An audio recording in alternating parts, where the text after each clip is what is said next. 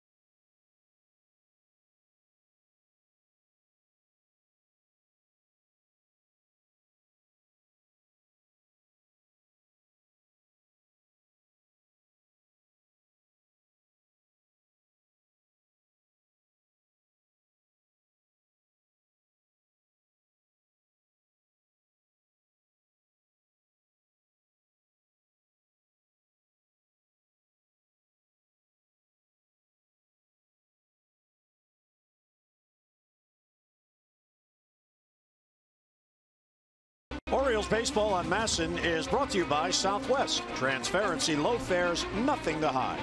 And by T-Mobile. Get Major League coverage. T-Mobile has doubled its 4G LTE in the last year. Friday night at Camden Yards, another chilly night here, overcast and damp. Here's our BGE home game time temperature of 53 degrees. BGE Home is Baltimore's home team for heating, cooling, plumbing, and electrical. Why would you call anyone else? Not quite as windy as last night, but that humidity is way up there. Here's a look at the White Sox lineup for tonight. Eaton Rollins, then Jose Abreu, who has enjoyed hitting in his young career here at Camden Yards. Frazier, Cabrera, and Laurie, with Garcia, Navarro, and Austin Jackson. So Mike Wright will make his fourth start of the year. He's on regular schedule. A lot of fastballs, 2-seamers and 4-seamers, 92 to about 95 miles per hour. Breaking ball, slider, and then the changeup, used it a lot. And when Matt Wieters catches, it looks like it probably will throw less fastballs and try to command the strike zone with both the slider and the changeup. So you can see the lefties hitting him pretty well at 345, but again, if you go back and look at his starts, 15 days between his first start, then 7 days between the first and the second, and then on regular schedule the last 2. So let's see if he can throw strikes and do what Tyler Wilson, which is be very aggressive in the strike zone. Mike Wright, now 26 years old. This is second season. Unlike Tyler, he no longer qualifies as a rookie. Third-round pick back in 2011. And here's Adam Eaton, and he'll take a strike, and we are underway. Big difference with the breeze, not quite as stiff as it was last night, swirling around a little bit, maybe towards the left field foul pole. But last night that breeze made it very damp here. And down and in. Players were talking about all the bats that were breaking in the game last night. Manny Machado didn't mind. Grand slam, 5 RBIs, a career high for Manny at the plate. And a little low ball too. Yeah, I think if you look at the 3 pitches that Mike Wright will throw, fastball he throws 67% of the time for strikes, and then slider at 55, change up at 56. There's a fastball at 94, perfect pitch down and away. So the command for a young pitcher, and seems to be, I always thought his strength was the 2-seamer and 4-seamer, and you try to establish that and then see how the hitters react to it and then pitch accordingly. 2-2 is slapped foul the other way as he doesn't get around on it.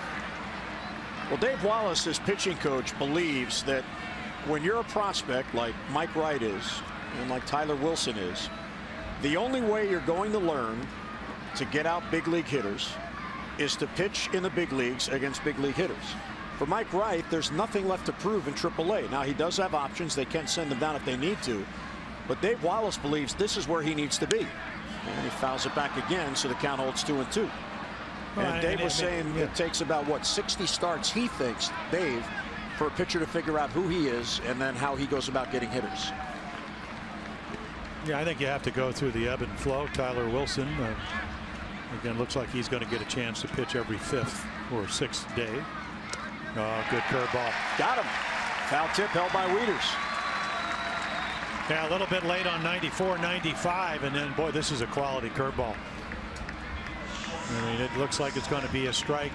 Adam Eaton has been hot. He's had multi-hit games 3 of the last 4 times. And yeah, he's a little pest because he just keeps fouling them off, and he just swings right over that one. Yeah, so 7-pitch at bat right out of the gate here. That's what did in Tyler Wilson in the 5th inning last night. Here's Jimmy Rollins, and he'll take a strike. Well, he's already established the fact for Chicago, and of course they haven't seen him, is that he's going to use all his pitches, because there was a changeup to start off Rollins, and there's strike 2, 95. His first start was against the Angels, and Mike Trout, arguably one of the top 3-4 players in baseball, struck him out on 98, and he was marvelous that game. And then he went down to Miami in the second start, pitched very well. They did not score for him. And since then, it's kind of like he's been in between, maybe trying to pitch to the scouting report versus what he does best, trying to find out what that is. And he gets Rollins, so back-to-back Ks to begin the game. 2 down in the Chicago first. Take a look at our Mercedes pitch track. I mean, the breaking ball was about as good as it gets, and that's a fastball with 2 strikes up and in, 96. And like we said, he throws a 2-seamer. That'll probably be in the low 90s, and then he can go up the ladder with four seams. And that's how he gets into the mid-90s. Here's Jose Abreu. You see that batting average at 207, but he has hit in 3 consecutive games, so maybe he's beginning to come on. A little late on that swing, and it's 0-1. Take a look at the Oriole defense. Reimold, Jones, Rickard, Machado, Hardy, the Gold Glovers, Scope, Davis, and then Matt Wieters back in the lineup doing the catching tonight for the Orioles.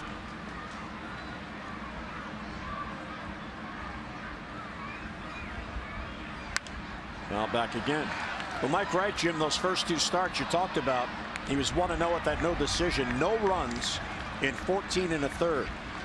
In his last 10 starts going back to last year and his first 3 this year, he's allowed at least 3 earned runs in every one of those starts. Yeah, 10 in a row, as a matter of fact. And boy, that's a nice idea right there. Yeah, the more you get out there, the more I think you just get more comfortable. Dave Wallace said, you know, you got to handle yourself better than you did last year. And Dave Wallace is one of the Oriole pitching coaches, so he did some breathing exercises, and it's been a little bit better self-control since then. Line foul. So we're seeing a guy now. I mean, he's a little bit more comfortable. Fastball started at 92. Now he's up to 97. Both Carlos Rodon and Mike Wright are big boys. Mike's a little bit taller, but they're both in the 230, 240 range. And they both went to college in North Carolina. Weak ground ball to first. Well, that ball rode in on him. Davis will take it unassisted, and a real good start from Mike Wright. The White Sox go 3 up, 3 down. Well, at the bottom of the first, Chicago nothing, and here come the O's.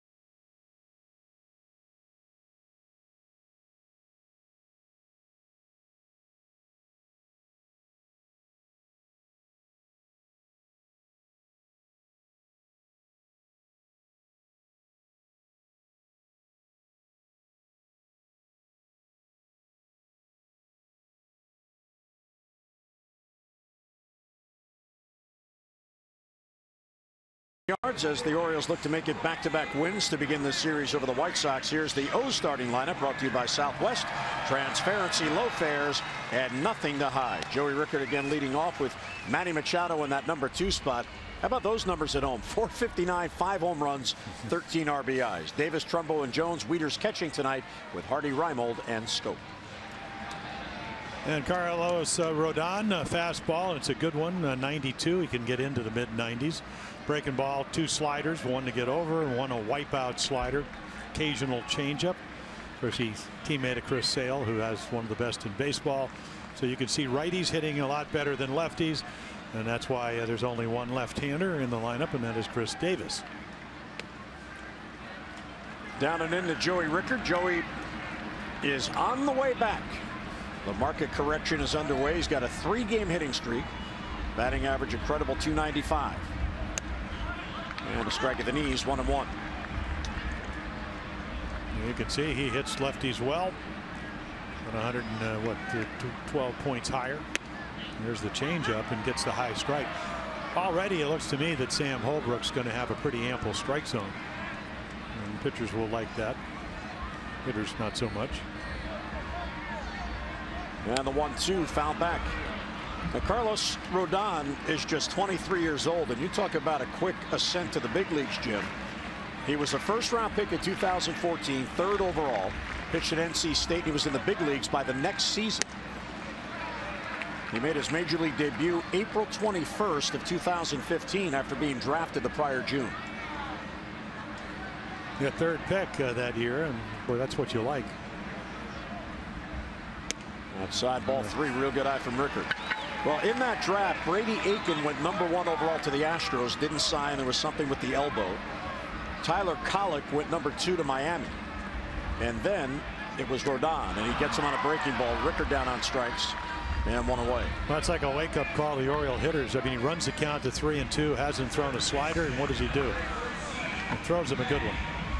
Looks like it, and the slider, when you throw a good one, appears to be a fastball, and then the tilt gets it out of the strike zone. So he gets fooled and gets his first strikeout. And I detect a little mist again here tonight. Here's Manny. He went 2 out of 4 in the game last night. He snapped out of that 0 for 17 that he took into the game, and picked up his 9th multi-hit game of the year.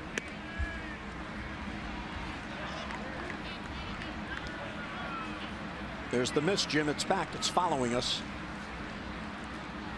London like. Really like Seattle. This is? Well, they could misty. Except there, they closed the roof. Well, yes. I'm just talking about Seattle, not Safeco. Do they still call it Safeco? Yeah. They could change all the ballparks. You know. Oh, it's still Safeco. Yeah, nice to have a roof in Seattle. Manny thought about it, Tate, so it's 3-1. Manny now with 16 RBIs, 7 home runs. Lines it to right center field, slicing away from Jackson, but he runs it down. Nicely done by Austin Jackson, and 2 away. Yeah, take a look at their defense. Well, you already saw Austin Jackson in center. Eaton's a terrific outfielder, now playing right. Cabrera in left. The assist master. Frazier won Gold Glove finalist last year. Rollins, Lowry, Abreu, and then Dioner Navarro doing the catching tonight. Here's Chris Davis, who, as Jim mentioned, the lone left-handed batter against Rodon. Now, Rodon on the year, lefties are 3 for 23 against him. 3 for 23, and they're all singles.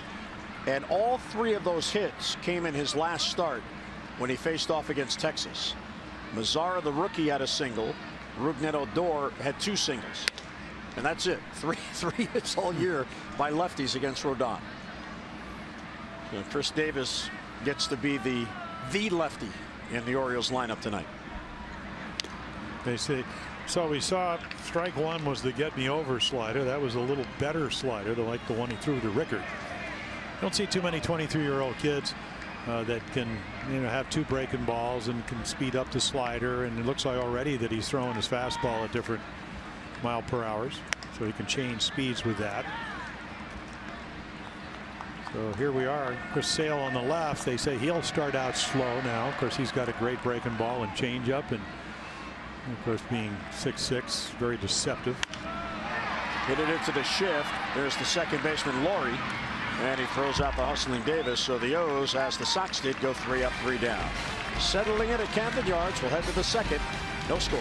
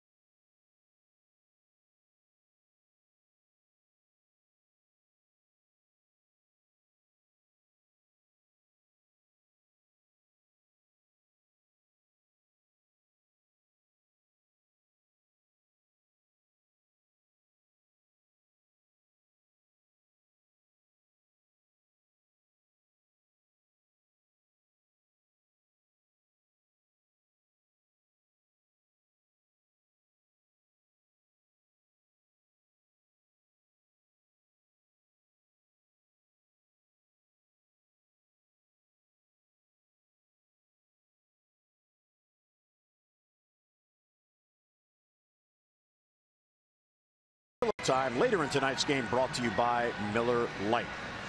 Manny Machado providing some moments last night as he had a 5 RBI game, best in his career. He also had an RBI double, scored 3 runs. Slump? What slump? Well, and then he didn't get a base hit, but hit a BB out to center fielder Austin Jackson. So in the first, so nothing to show for it, but quality at bat.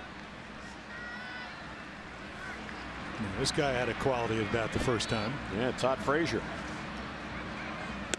And the breaking ball for a strike. Get me over breaking ball.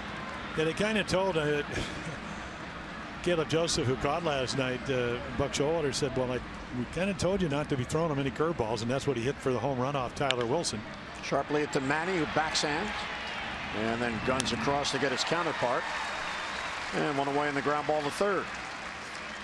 Well, fans, mark your calendars. Next week, the Yankees will be here for their first visit to Oriole Park. It all begins on Tuesday. It's a 3-game midweek series against your Birds. So why not come down and help us paint the ballpark orange? This, as you know, is a classic AL East battle. Good seats remain, so get your tickets now. Just go online, Orioles.com, or call 888-848-BIRD. That is always fun when the Yankees come to town. Melky Cabrera now. And a strike on the corner.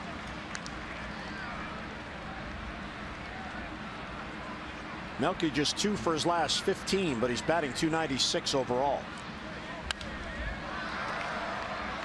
One of 3 switch hitters in the Chicago lineup facing Mike Wright. Yeah, loves the Orioles. 14 for 34 lifetime, and it translates to about 412. He loves it. He really likes the American League East. He had 450 against the Red Sox and over 400 against the Orioles last year. Of course, came up with the Yankees. Right, so he's got the AL East roots. Upstairs for 2-2. Well, Mike Wright, the lefties came in against him this year, batting .345. They were 10 for 29. But so far tonight, he has retired both left-handed batters, and both by strikeout. Well, the home run that Gordon hit right down the left field line, yeah. and then Hosmer to right field. 2 lefties. Now there's one. Against the shift. Hustling over is Raimel. Cabrera's thinking 2. And he slides in safely with a double. Well, that's the way you play it. I mean, it's a sure double unless he comes off the bag. Nolan gets to it. He had to come a long way. Makes a perfect throw. And then right here, I mean, even if you didn't have the shift on, that's going to be a double. You just don't expect him.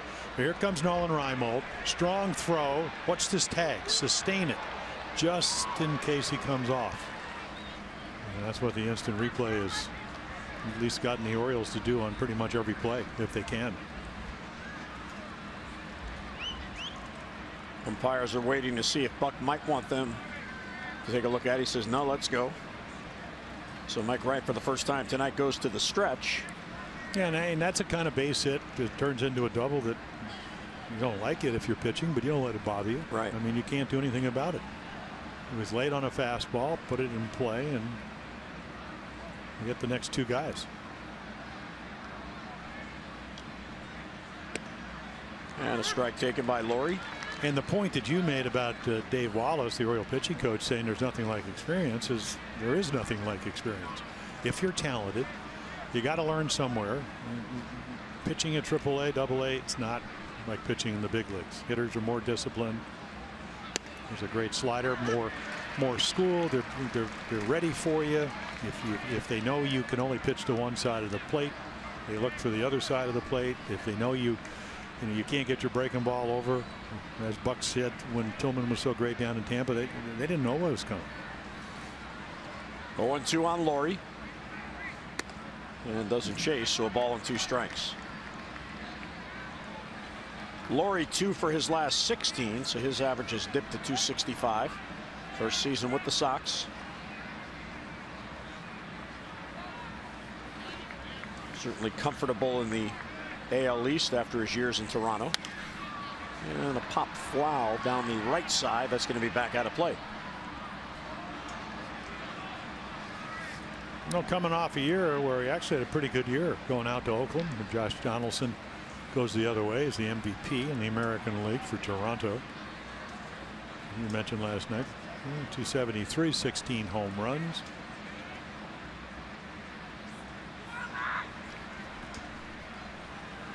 1-2 on Brett Lawrie, runner at second and one down.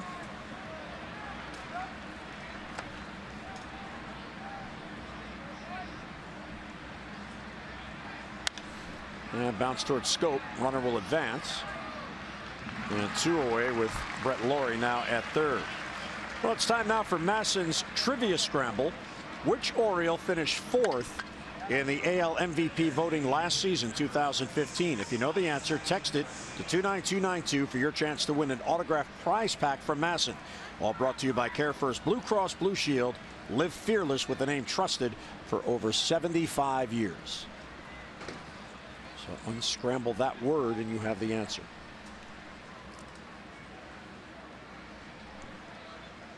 Avisail Garcia, who's DHing, his bat is heating up. Well, what, 5 for 11, and then he gets a couple of hits last night, so now 7 for 14. One of them was really, you know, he just took fastball away and just hit it very firmly between first and second. One thing, when you look at his number, only 200 with runners in scoring position, but that's what we were talking about, 5 for 10 with a home run. Big, strong guy, and they're going to try to get in on him. And there's a base hit, and the Sox are going to get the lead. That one gets all the way to the wall, so Garcia stays hot, and he's thinking 3. Here comes the throw back in. Scope the relay, and not in time. Ricochets off Manny's glove. So Garcia with a 2-out triple. White Sox get a big 2-out hit, and they get the lead. So a couple of extra base hits. I mean, this is a terrific swing. You know, they always said he, comes out of the Tiger organization, reminds you of Miggy Cabrera. Well, this is a Cabrera swing. I mean, he just kind of, it's like in tennis, the ball stays on the racket when you're top spinning. That's almost the way he hit that ball. And then again, Adam Jones is a step over there and still can't get to it. He hit it so hard. So a little bit unlucky on the Cabrera double, the ground ball inside the bag at third, but that's a legitimate extra base hit, massaged into the gap. For Garcia, his 9th RBI. Cabrera scores. And 1-0 Chicago for Dioner Navarro, the catcher.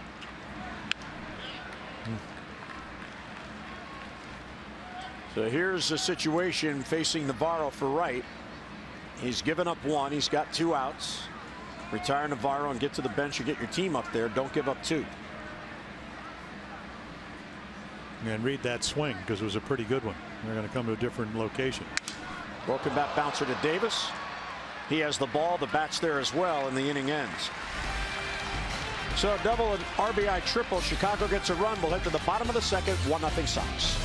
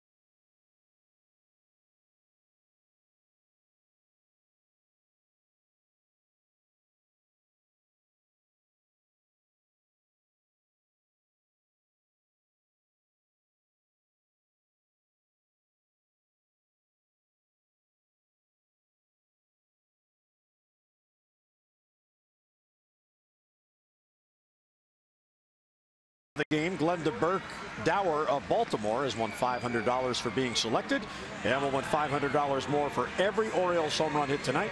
Play Home Run Rich's scratch-offs, win up to $50,000, or enter your non-winning tickets for a chance to be the contestant of the game.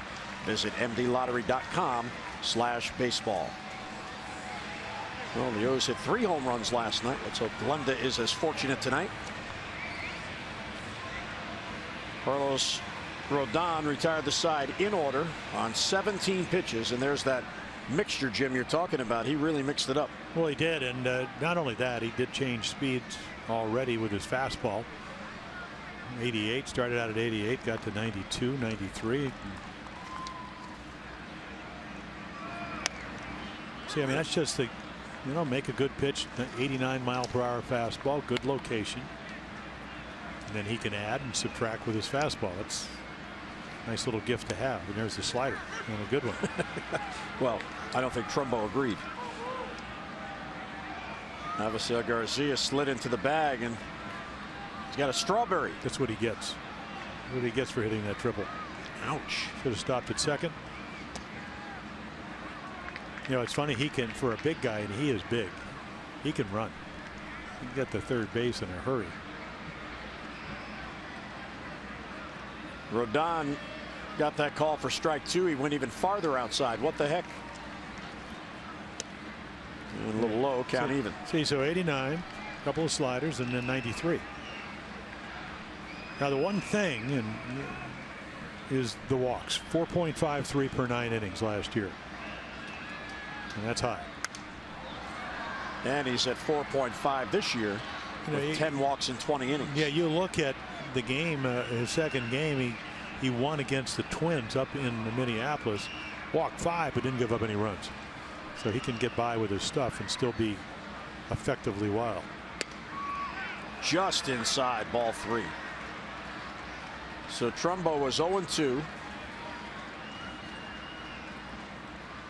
And battles back. Well, I'm sure that Carlos remembered that home run he hit last night out over the plate. Yeah. Strike 3 called. Trumbo thought he had ball 4. Does not like that call. Well, it appeared to be a strike. Mark didn't think so, but again, in and out, in and out. Navarro, I mean, looks, he's from right here. I mean, watch Navarro. Glove over the plate. Really didn't have to move it. Or is it? Or is it just off the plate? No, well, I mean, I can't imagine 3 and 2. Right on the corner? I thought it was more than the corner, but. So now Mark Quinn's got to hear about it. Well, that's part of the game. Jones, first ball swinging, chopper to third. Frazier a high throw, but there's Jose Abreu and 2 men down. Here's a look at our Jeep inside the numbers. And largest ERA differential, home versus road. So let's specifically talk about Rodon because he's pitching tonight. And I talked to Don Cooper. I talked to Steve Stone, Cy Young Award winner, does television. Talked to a number of people, and they said there's really no reason for that. It just happens. It's not like he pitches any differently. Chicago can be at times a very good pitching ballpark. And then at times it can be a tough place to pitch when the wind blows out and it gets a little bit warmer. Wieters takes a low breaking ball, 1-0. Matt 1 for 12 on the road trip without an RBI. And again, he has not yet caught back-to-back days. So maybe he's having a little bit of a harder time getting that stroke going because of the infrequent at-bats. Well, trying to protect the elbow that he tweaked coming off Tommy John surgery last year, and the year before, and then came back last year and started right around late May and had a little setback. There's Caleb Joseph who catches when Matt doesn't. I enjoyed your conversation with Caleb at the batting cage. Strike 3 called. As he paints the outside corner, Wieters does not agree either. So 3-3 down go the O's through 2. Sox have the lead.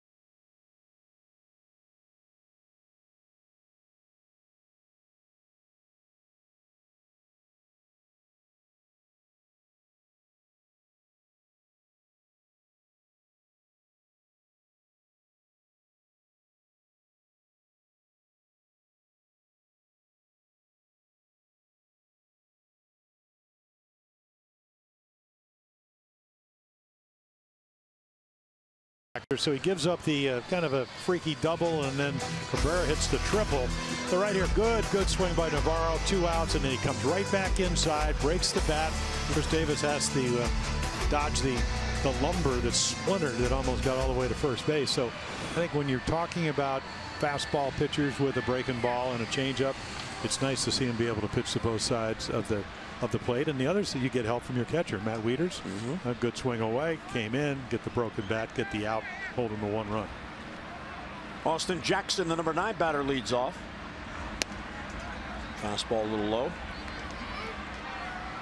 Wieters did not like the called strike 3. Chatted with Holbrook on the way back to the dugout, then chatted with Holbrook on the way back behind the plate when he came out for defense. Not an animated conversation, but they did speak about it. So now Matt will be trying to get those calls for his pitcher. Well, that's the whole point. Well, that'll work right there. 2 fastballs go behind 2-0 and drop off a breaking ball. Austin Jackson said, Yeah, see, that's Rick Dempsey was talking about in the pregame. And as a former catcher, caught for 24 years, he said when he starts falling off, that's when usually the quality of the strikes and the ability to throw a strike falters. And right there, he was heading for the Oriole dugout. Because when he does his warm-ups, boy, his head goes right to the glove. Just want to stay on line long enough to be able to have a good line to home plate. It's not that really good pitchers don't fall off. I mean, one of the great right-handers of all time was Bob Gibson. He was way over, but that was after he delivered the ball. And Jackson, a pesky at bat. He had one of those last night against Tyler Wilson in the 5th inning. 1 out, nobody on. Grounded out to short, but it took 10 pitches to retire him. Well, they have a bunch of guys that can do that. We saw Eaton do it. You know, Laurie can, even though he struck out 27 times. Cabrera, Jackson. Gonna try to hit that. So strikeout number 3 up and in, swing and a miss, and 1 away. When you have good stuff, you can be around the plate and it gets hitters to swing. This is going to end up being a ball, but that's 3 straight fastballs. So Austin Jackson saying, okay, here it comes again, but the movement just rides it out of the zone, and he gets a strikeout, number 3 on the night. Here's Adam Eaton, who led off the game with a strikeout. Ball 1 upstairs. Adam Eaton is out of Ohio, Springfield, Ohio, and went to Miami of Ohio University. Slow roller. Manny's going to cut in front. And the easy toss and a quick out. 2 away in the Chicago 3rd. Fans, on Sunday, don't miss the season's next Kids Run the Bases event. Every Sunday home game, all kids 14 and under can run the Oriole Park bases following the game. So why not make every Sunday family day here at Camden Yards? Come on out, enjoy a great afternoon of Orioles baseball, and then cap it off as your kids have the thrill of a lifetime running the bases at Camden Yards. For your tickets, Orioles.com, or just pick up the phone, 888-848-BIRD. And maybe those youngsters will be back to run the bases. Jimmy Rollins now, and there's a strike. Rollins struck out his first at bat.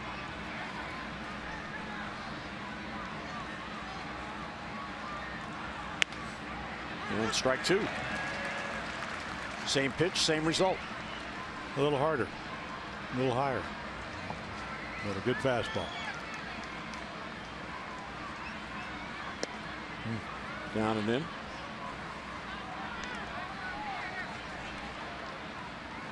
Rollins 5 for his last 20. Signed a 1-year deal to go to Chicago.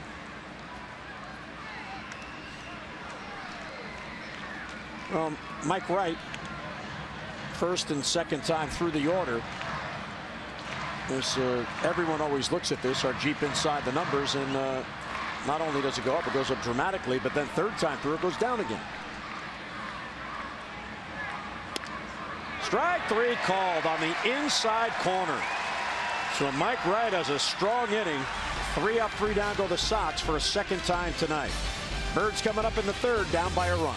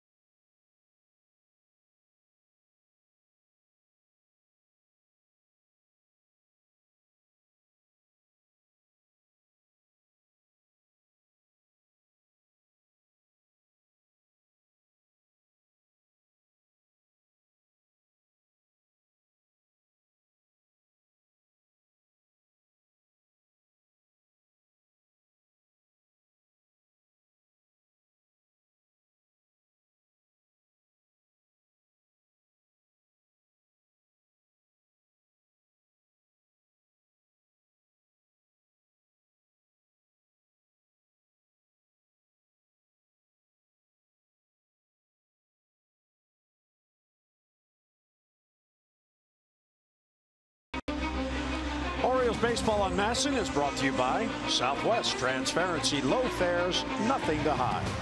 And by PNC Bank, for the achiever in you. The pennants, championships, 3 world championships, and a tough left-hander on the mound tonight, and Carlos Rodon. He is out of Holly Springs, North Carolina. Stayed in state, went to NC State. Number 3 overall pick in 2014. The pick right after him, by the way, was Kyle Schwarber, catcher to the Cubs. Outfielder. Well, outfielder now. Yeah. And unfortunately blew out his knee. Yeah, making a catch or attempted catch in the outfield. Boy, is he big and strong. Yeah.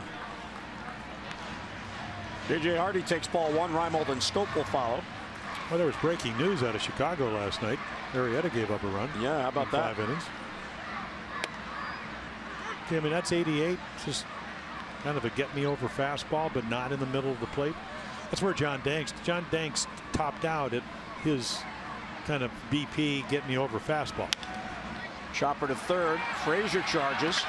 Throws on the run and gets his man. Nicely done by Todd Frazier. So I think everybody looks at Todd Frazier and go, well, 35 home runs and 36 doubles, but he's a really good third baseman because he circles that ball. He made that play look routine. Now he knows who's running. J.J. Hardy, so watch him come around. So now he's got a good angle. And then it's an easy throw. It's not off balance. It's not sidearm. He just kind of circles it enough. And then on the run. Reimold fouls it off. So 7 in a row retired by Rodon to begin the game. 10-8 in his career. Facing Reimold, who went 2 out of 4 last night. And Nolan is 6 for 17 in his last 5 games. As he pops this one foul back at first, and Abreu can't reach it. And when you're Reimold, Jim, and you go 6 for 17 over 5 games, that's really saying something, because the 5 games might take him 2 weeks. I mean, he really stays sharp. It's incredible. But this rash of lefties, and Nolan's getting a chance to play, and he's taking advantage of it. Well, he's now played in back-to-back games.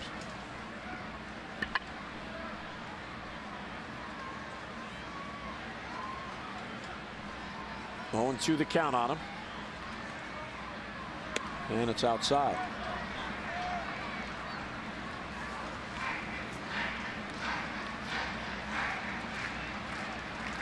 That's first time this year he's done that. Strike 3 right there. Yeah, way, and then in. And this is what this kid can do at age 23. 23 starts last year. First year in the big leagues. What, did he get 2 starts in the minors? They brought him right up. Take a look. See, that ball's right on the corner. The high home doesn't lie. And then you have an umpire that is going to call it. Here's Scope. Changeup swung through. John has a 2-game hitting streak going, 2 out of 7. Batting average has dipped down to .208.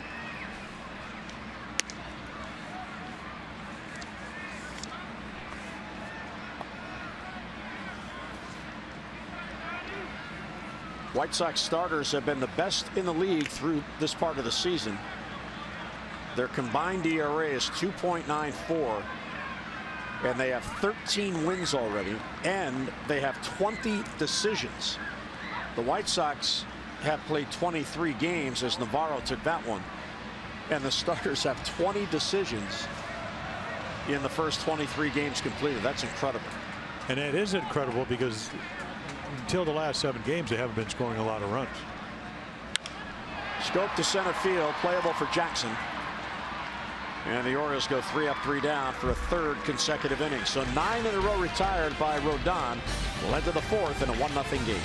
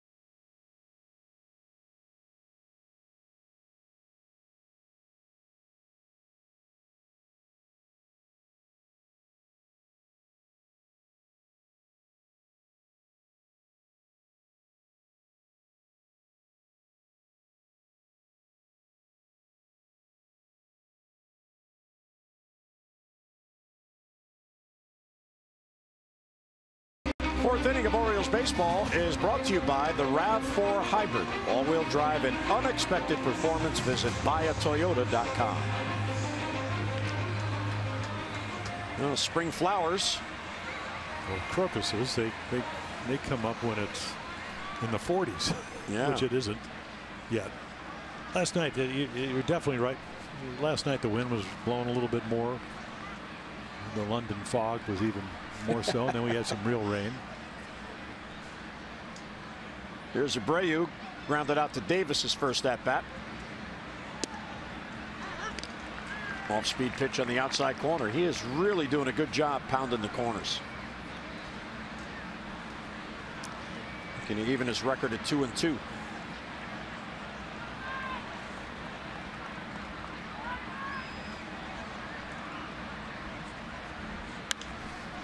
And 0-2. Yeah, the one thing that the Orioles are going to have to do for Mike Wright, if he can get into the 7th inning, which is what he did in Kansas City, is they're only scoring him 3.43 runs, is that you want to get confidence, put a 2-3 spot up there early. Rodon has certainly changed that because he's been so good. And there's a base hit to right field on an 0-2 pitch. Good piece of hitting there by Abreu. And a leadoff single for the Sox. Let's get a look at our upcoming schedule, brought to you by Mile One Automotive, offering you 20 convenient locations throughout the Baltimore area. Visit us in-store or online at mile1.com. With 2 more games in this series tomorrow night, 7 o'clock on MASN 2, and then on Sunday 1:30 for the finale on MASN and WJZ tomorrow as well. There's Todd Frazier, who bounced out to Machado his first at bat. Now I wonder how many fans or friends and family Todd Frazier has here tonight. Where he's from in Toms River, New Jersey, it's maybe about 2-hour drive. So this is a great place to watch a game. You just it's a great place to come down for the weekend. Yeah. And we see a lot of, well, obviously when the Yankees will be in, and the Red Sox fans, Yankee fans drive. Red Sox fans seem to fly a little bit more because you can tell there's more traffic. Yes. If you live downtown, you of course live in the suburbs. But if you're an urbanite, you can notice those things. So you notice those things? I do. Oh, good. Here's the 2-seamer. We talked about Rodon taking a little bit off and on, and he can just do it by the grip with the 2 seams. It maybe sinks a little bit more. Watch this ball run. And if you're Todd Frazier, you see 93, 95. You go to get it, and then the ball moves. Great late life. Double play ball. Hardy, scope, and there. Oh, safe is the call at first. Looked like he beat it. Yeah, really wanting to hit that hard, and then you have to contend with Abreu. So again, the long throw, and then Scope. Of course, he uses the base, and they may Buck Showalter looking down the tunnel. Yeah, he's out. He's out. There's going to be a little bit of a with a trailing by 1 run. They're going to challenge this. Ball in the glove. Foot not he's down. Clearly out. Boy, if they don't challenge this, yeah, there we go. Go put them on, because the throw definitely beat him.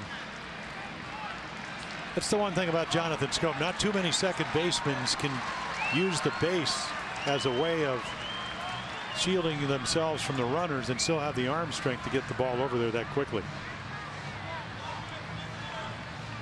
Jerry Davis, who is the crew chief, he was out at second base, and he seemed to be puzzled. He said to Buck, which one are you challenging? He wouldn't challenge at second because the call there was out. Well, the ball in the glove, you could see it actually come through the web. Yeah, this will be overturned. Yeah. And this will be a double play. You would think it would be. Okay, let me reword that. It should be overturned. Yes. I'm not the umpire in New York City with the power. Well, if they don't, because it's pretty obvious that they got the call wrong, I'm not really sure what they might be looking at. Carlos Torres, the umpire at first, who made the call. He's on the headsets with the crew chief, Jerry Davis. And they are looking up at the video board in center field where the fans have just seen. Well, while we talk about this, you know,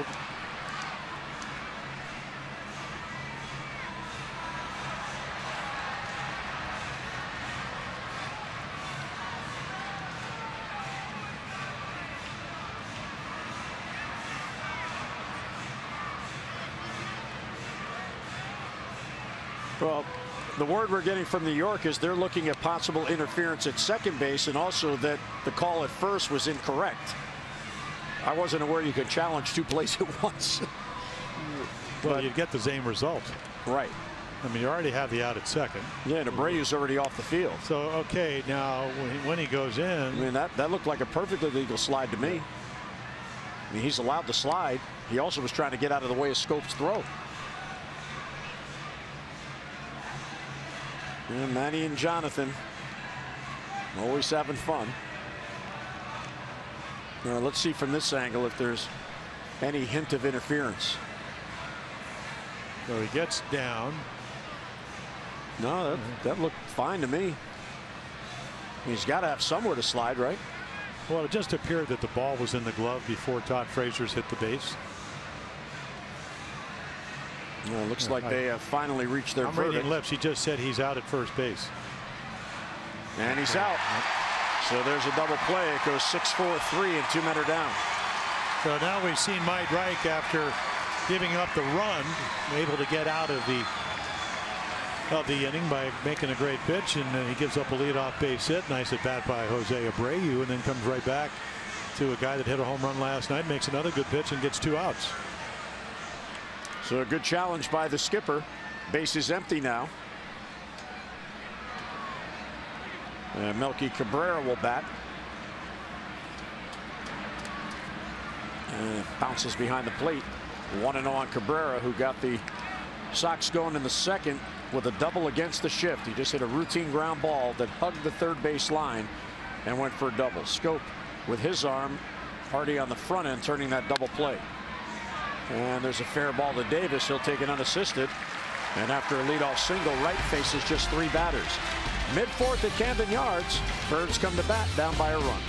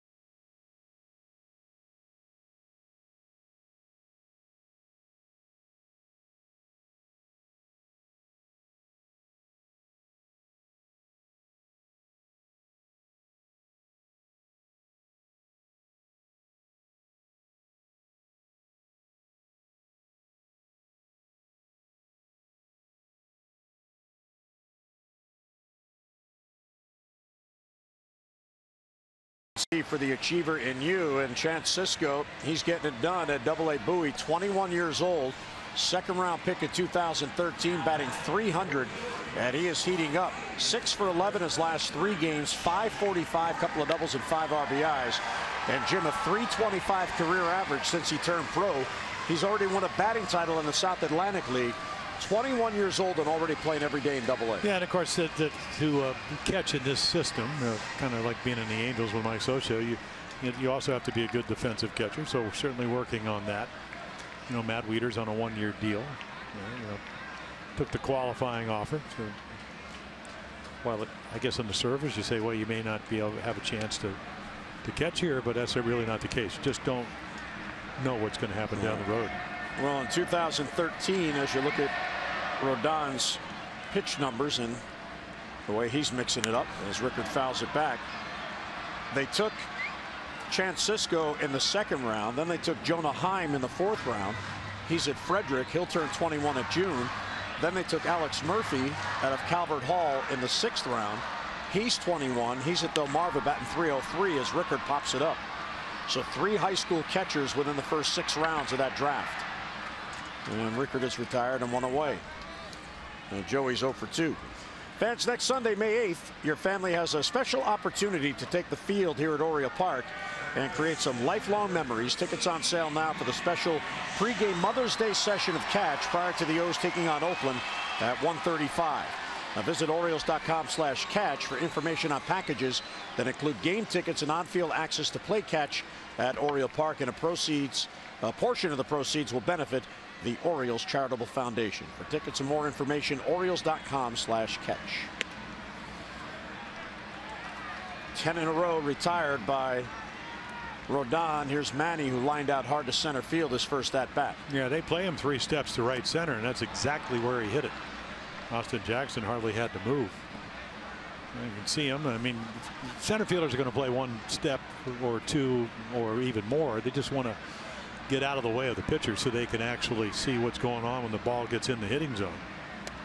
Look at that nice little changeup. He's used them all, in and out, a little bit harder, a little bit less hard, maybe a little bit extra, and then a nice little breaking ball when he needs it. Strike 3 called on the outside corner. So that is 5 strikeouts, and 4 have been called strike 3s. Well, he's commanding his stuff, but let's just talk about his stuff. That 87 slider, this is a little slider, and again, he's got a hard one, and man, he gives up on it. That was John Dank's fastball last night. Maybe threw 1 at 88. So this guy has command. He has 3 pitches, maybe 4 if you want to add the fact that he can add and subtract, and must be deceptive. And there's a base hit to left field for Chris Davis, and the Orioles have their first base runner as Chris, watching Rodon working away, and he goes with it for a single. Well, it's kind of like the Jose Abreu swing, except that was with 2 strikes. He stayed inside the ball.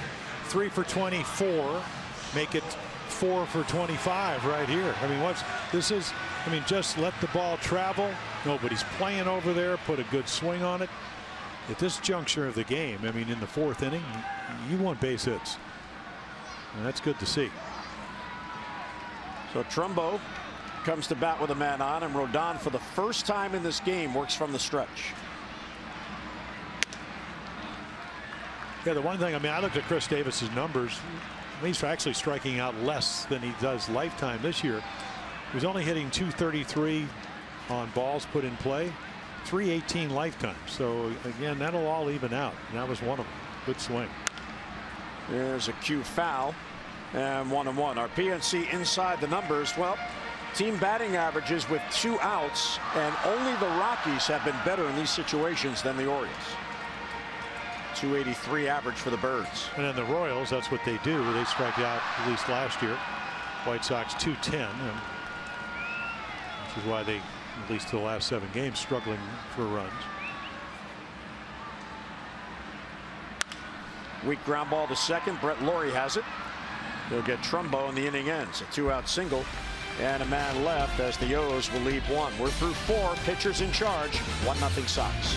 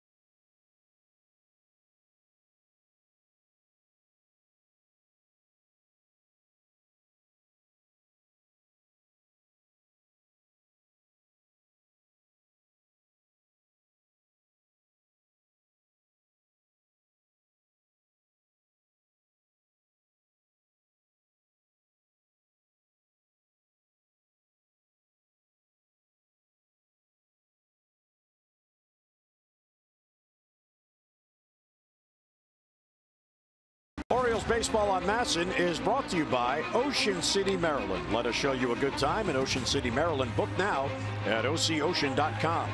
And by Antwerpen Toyota. Get in the game this season with a new Toyota from Antwerpen Toyota. More beautiful flowers outside the ballpark. Tyler Wilson next to Wayne Kirby on the Orioles bench. It's been a pitcher's game through 4, 1-0 Sox on the 2-out RBI triple by Avisail Garcia in the second. Mike Wright, pitch efficient. And how about first pitch strikes? That's a good way to live. Well, look at Rodon. He's only 46%, and Orioles only the 1 base hit. Laurie takes outside 1-0.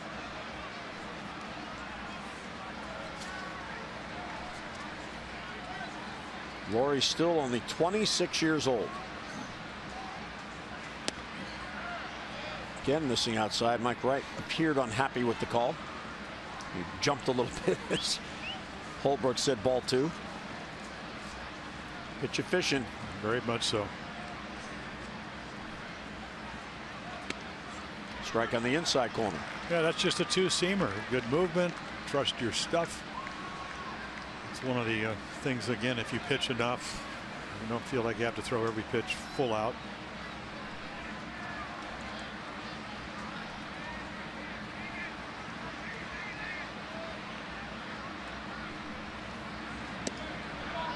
This is outside, breaking ball, ball 3.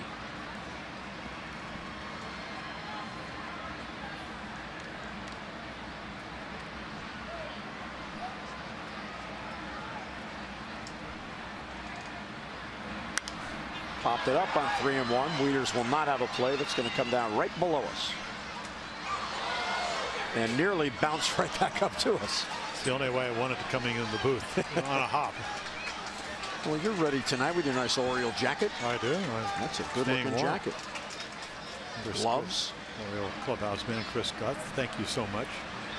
Thanks for looking out for me, by the way. Well, you came like Steve Stone next door. You came layered tonight. And a big chopper to Manny. And gets the hustling Laurie by a stride. That was closer than it looked like it was going to be. And one away. Yeah, so take a look at Mike Wright. We talked about, Rick Dempsey saying he falls off. Look how smooth he is. Head straight. Again, maybe not throwing complete. Now watch this. He's going way over. A little bit extra. Way extra. And of course they were balls. So, I think the more innings he pitches, one of the things that Catfish Hunter was, Hall of Famer, terrific pitcher. He used to put his hat just barely on his head to keep his head still. And when he always knew, not during the game, but when he did his sides, that maybe he was moving his head a little bit too much. So again, lines are very important. If I want to throw the ball north and south to home plate, I can't keep falling off prematurely. And I think a lot of times, again, this is you just trying so hard, but he'll relax more as he gets more innings. Another bouncer to Manny. And quickly this time to get the hustling Garcia. So 2 men down. Well, not a bad idea to let him hit it to Manny. Got a little nervous on the first one because Laurie can really run. Pretty routine ball. It was only like about a half a step.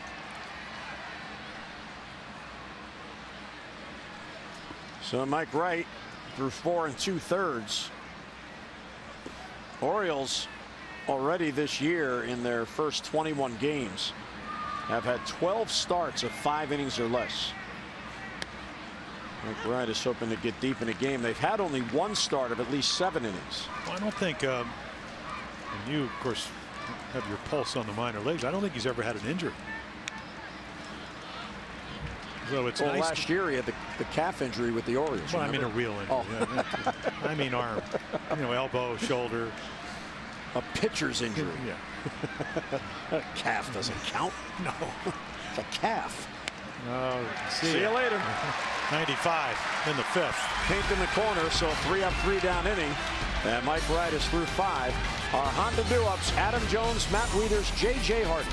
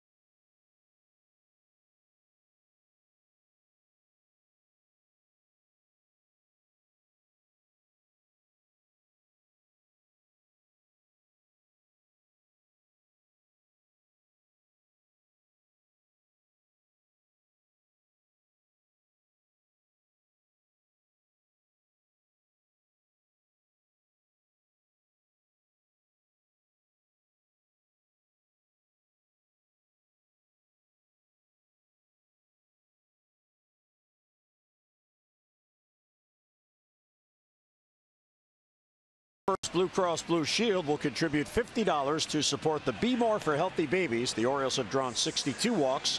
That is a total of $3,100. Care First Blue Cross Blue Shield encourages each of us to take that first step towards a healthier and a more active lifestyle. 1-0 game, 4 hits total. The Orioles only have 1 hit. Chris Davis's single in the 4th inning. Here's Adam Jones to go to work on Carlos Rodon. 51 pitches to get through 4 innings. He has 5 strikeouts. Well, this is his 5th start. He only struggled against the Angels. 3rd of the inning, 6 hits, 5 runs. Everybody else, 2 or less. So he's been good. They have scored a total of 5 runs for him in those 4 starts. And 3 of them came in 1 game. And the other 3 starts, 1 run, 0 runs, 1-1. Well, you only had the soft single by Chris Davis, so you need a little bit of help. And like we mentioned, 4.53 walks per 9. And if he wants to throw the 2-all breaking ball to Adam Jones and doesn't get it over, how about Jonesy in Kansas City walked 3 times in 1 game? Yeah. And a 4-pitch walk. Tying run is on, leading off in the 5th. Well, fans, voting is now open for the 2016 All-Star Game at Orioles.com/voteorange. Fans can vote up to 35 times per email address with a maximum of 5 votes in a 24-hour period. And each fan who votes at least 5 times and selects the O's as their favorite team automatically is entered for a chance to win an All-Star Game jersey signed by the Orioles All-Stars. Plus, if you vote at least 20 times and select the O's as your favorite team, you'll receive a promo code for a buy one get one free offer for any regularly priced ticket for the July series against the Rockies. Vote early, vote often, vote orange. Visit Orioles.com/voteorange today. So one of the things you'd like to do if you're Matt Wieters, if you don't get a base hit, try to advance Adam Jones. And by doing that, remember the late Charlie Lau, who was one of the great hitting instructors, one of my teammates when I broke in. The area of maximum vulnerability is the right side of the field when you have a runner at first base. Harder to double up, easier to get to third base, also easier to get to second base. Double play ball. Laurie boots it, and it goes into shallow right field, and Jones is going to advance to third. So there's the fortune for the O's you just talked about, misfortune for the White Sox. Well, yeah, I mean, that's a routine double play ball that he just botched. Christmas comes early on April 29th. I mean, tailor-made. I mean, hit sharply. All you got to do is catch it. Look where his eyes are, and look where the ball is. He never looked the ball into the glove. And the ball hits the heel of the glove, kind of goes by him, and Adam Jones easily the tie and run with nobody out. Alert base running. 1st and 3rd with nobody down for Hardy, who has become one of the Orioles' hotter hitters. So that's 2 errors in 2 nights for Brett Laurie on routine plays. I mean, it was hit hard, but it was right at him. Just looked like eyes were up, glove was down, and it just didn't follow the baseball. JJ bounced out to third his first at bat. Well, that little graphic is situational hitting. And a bouncer to third. Jones is in a rundown. He broke too soon. Trying to stay in a rundown to get Wieters to third. He won't be able to do it. Yeah, nice pitch by Rodon. He gets JJ to roll over on a changeup. And then the fact that you can't stay in it, you don't have any speed with Wieters at first. So there's the rollover on the changeup, and no more than 2 throws, and they execute it perfectly. So that takes the runner away from third. It also puts on 2 of the slower runners on the Orioles team. Wieters at second, Hardy at first, and now 1 down. Well, the Orioles came into this game only 1 team in baseball better with runners in scoring position, and because of that base running, you're now going to force Nolan Reimold to do what the Orioles have done a good job of. 314 coming in.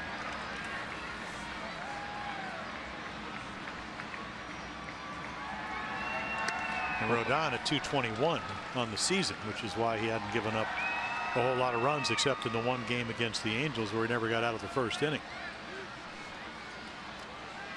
His one win on the year came April 13th. That was against Minnesota.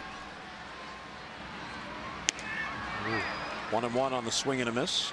Well, they say he can go to another gear with his fastball.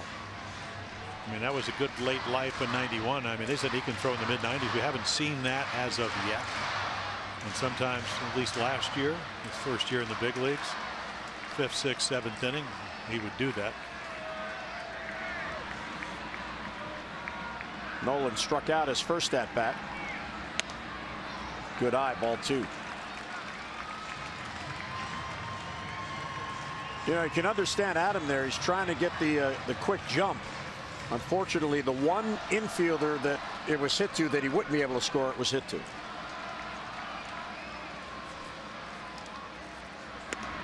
Good take. Peel didn't go. Let's see if it was in fact a good take. It looked like he could hit a double with this swing so far out in front. He sold it. Well, they just missed that call. Carlos Torres is 0 for 2 tonight. Fans getting into it now. 2 on with 1 out. O's down by a run.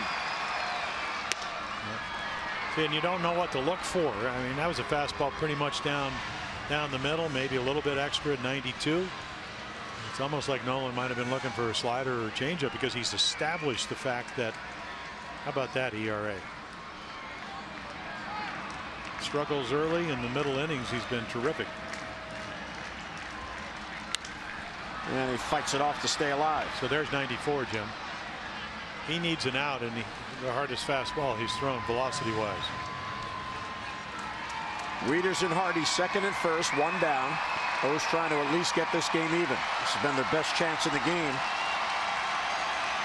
The error helping out as Reimold is about to see the 7th pitch in this at bat.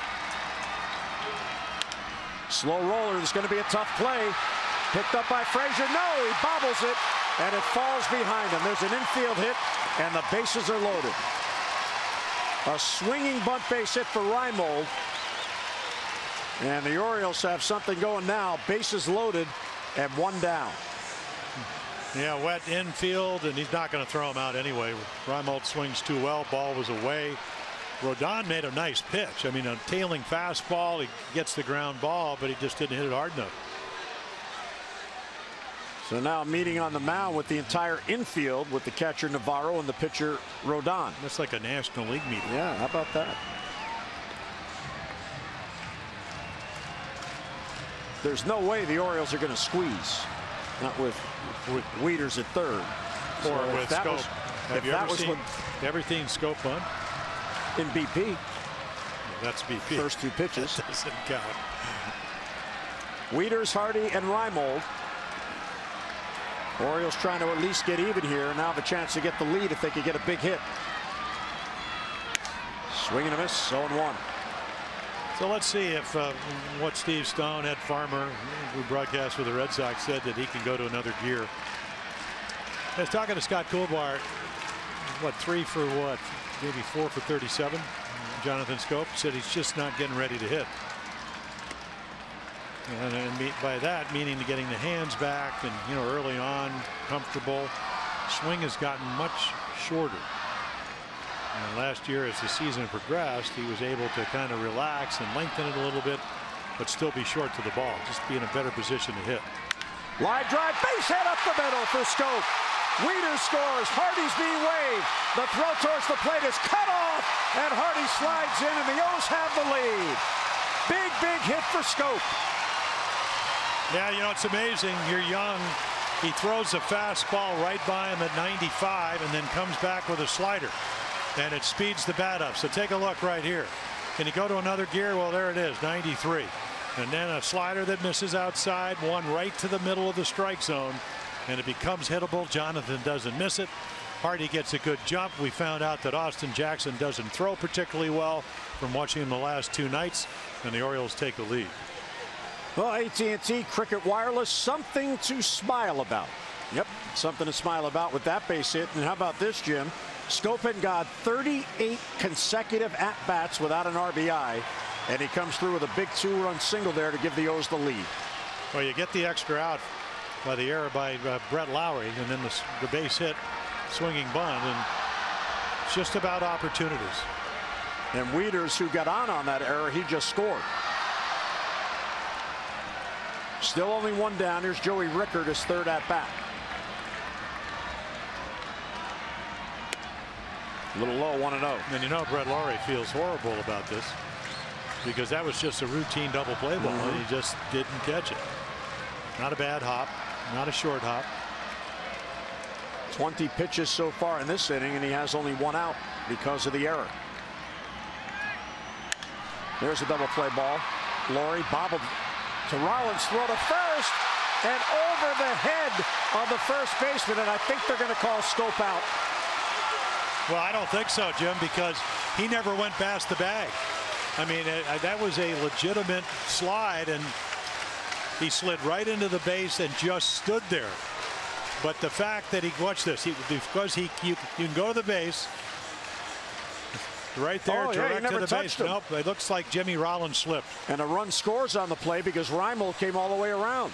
Because what happened, and now this is two errors, it looked like he hit the front of the bag, maybe anticipating a more aggressive slide, and just heaved it over the first baseman Abreu's head.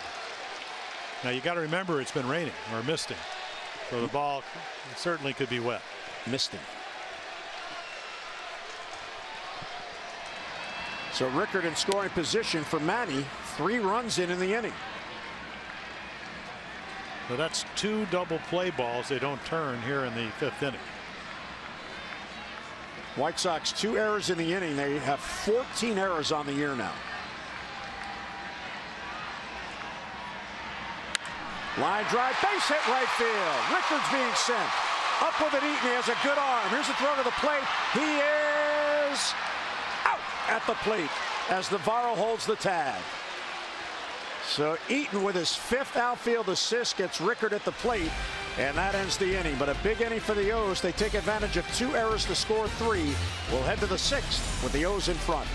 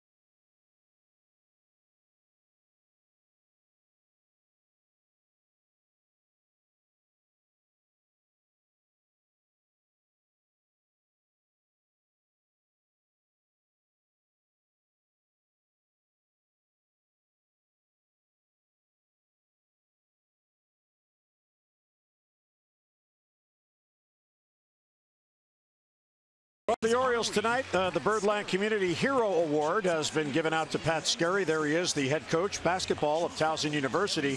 Now, throughout the season, the Orioles are honoring members of the extended Orioles community, whether here in the region, the country, or abroad, who have distinguished themselves by selflessly working and volunteering in fields that care, serve, teach, protect, and improve the lives of others. Now, Pat Skerry, a real family man, every sense of the word, and he is supporting his youngest son, Owen, who has been diagnosed with autism. So congratulations to Pat Skerry, head coach at Towson University, being honored here tonight by the Orioles. Yeah, 1 out of every 43 boys now.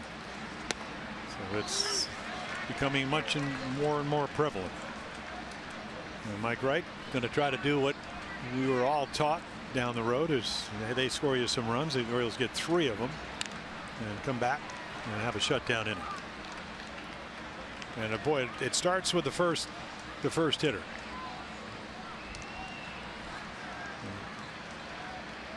And that's a, obviously Austin Jackson wants to get on, but a lot of times it's a focus thing for young pitchers. Well, it was an honor tonight to wear the puzzle pin in honor of autism. I know you wear yours all the time to honor Spencer, your stepson, but it was nice in our on camera at the beginning of the telecast to wear the autism awareness pins.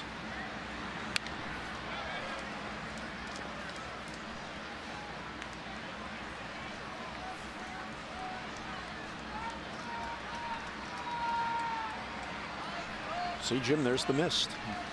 It's pretty consistent. Jackson struck out his first at bat, and he struck out his second at bat. What great movement there. Again, he gets him in the swing mode, and it's movement, it's velocity. Yeah, 93, but watch this ball dive down and in. And Austin Jackson thinks it's going to be a strike. And again, I mean, the line there, in other words, it didn't fall off. He stayed behind the ball. That's the way you can turn it over. And a two-seam fastball is so simple to throw. You throw it exactly like your fastball, except you just turn your hand a little bit if you're right-handed to the left. And the ball will run left to right. And executed it perfectly. Adam Eaton struck out leading off the game. He's also bounced out to Machado, who is playing tight, as is Davis at first.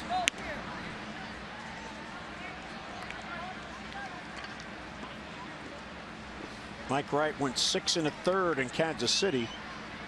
Buck said he may be stuck with him a little longer than he would have liked, but the bullpen was a little fatigued for that day game after the night game. So far charged with 1 earned run on 3 hits. Falls behind a speedy leadoff hitter, 3-0. That's a good idea. Just take a moment, collect your thoughts. Well, these are going to be fastballs in the middle of the plate. They probably won't end up there. But he just dropped it, aimed it a little bit. And you can tell because that's the lowest velocity he had all night. So, again, it's not, you get a little bit out of your windup trying to throw a strike, and it usually doesn't work. Mike Wright drafted in the 3rd round by the O's. He walks Eaton on 4 pitches. That was back in 2011. He was the 94th overall pick in that draft. Pitched in at East Carolina, which is a pretty good college program.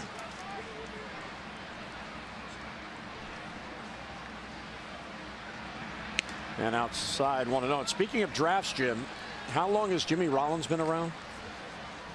A long time. He was drafted in '96. Only 3 players were drafted prior to him. Rodriguez, Pierzynski, and Beltran. R.A. Dickey in the same draft as Jimmy Rollins, and they're all still active. In fact, Alex Rodriguez tonight has a solo home run at Boston, and the Yankees have a 1-0 lead on the Sox. But that is really staying around. 1996, and he's now in his 17th season in the bigs. 1 out, 1 on, 3-1 O's. Soft line drive to center field. That's going to fall for a base hit. Trapped by Adam Jones. Eaton's going to go to 3rd as Jones fires it back in. Yeah, what a heads-up base running play. Big swing. You're hoping Adam didn't hurt himself, but a big swing and he hits it off the end of the bat. So he comes in his hat as hard as he can, and the ball's just going to fall. Great effort. But see, Eaton, he sees that. He doesn't even hesitate. The ball doesn't get by him, otherwise he's going to score. You could see easily trapped. Rickard right there just in case. A tremendous effort there by Adam Jones. Goes as a single, and after the strikeout, 1st and 3rd with 1 down.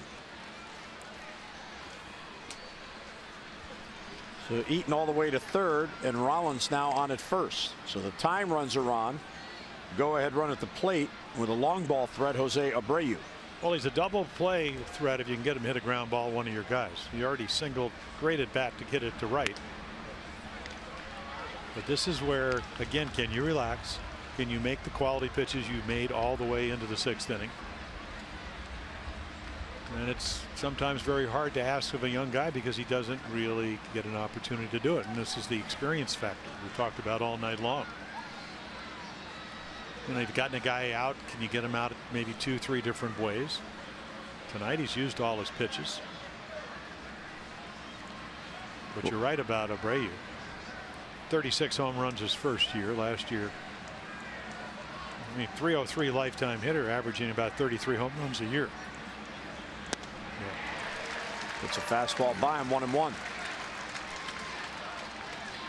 Abreu singled his last at bat on an 0-2 pitch because he didn't get greedy.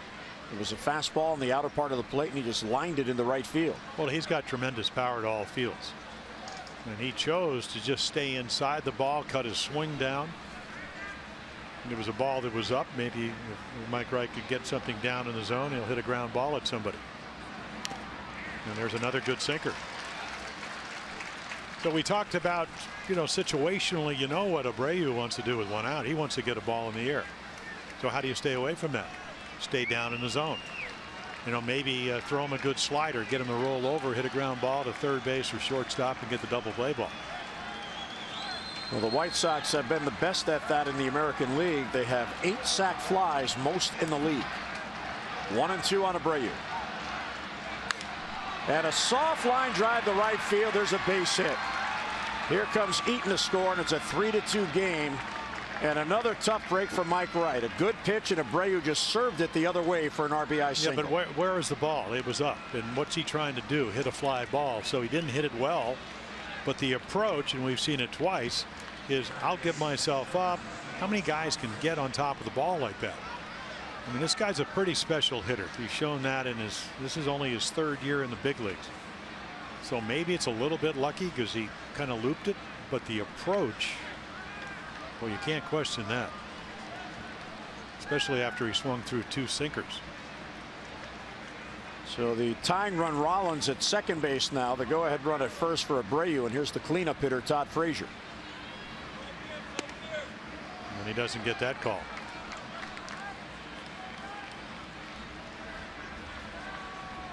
The young pitcher, 1 out walk, a looping base hit, and a jam shot. And you're in big time trouble with the number 4 hitter at the plate.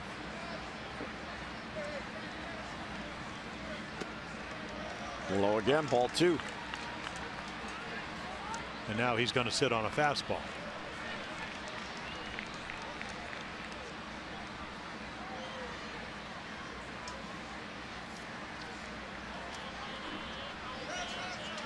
Adam Jones in center field almost got that Rollins sinking line drive.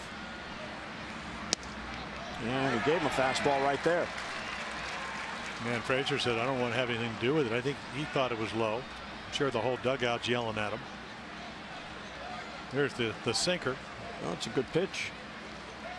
It was a strike at the knees when it went through the zone.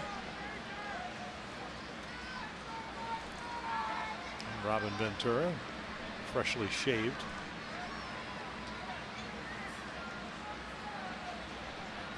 Mike Wright spins. No one was covering. Trying to keep Rollins as close as he can.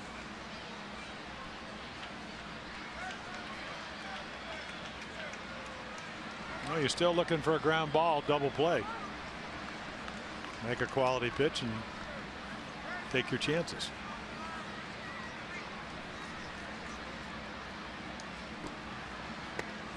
Ball 3 low. And nobody up in the Oriole bullpen, so the trust factor. Maybe take that back. We talk about it. Buck gets on the phone. Buck Showalter. Vance Worley.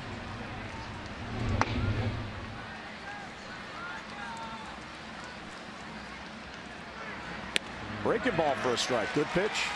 Great pitch.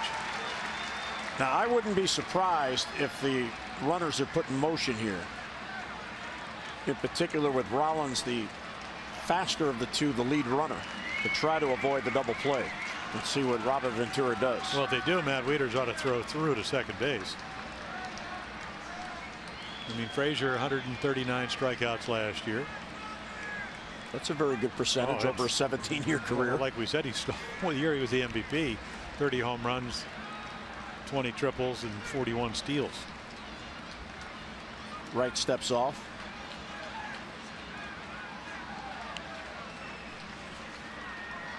Wants Wieters to go through the signs again.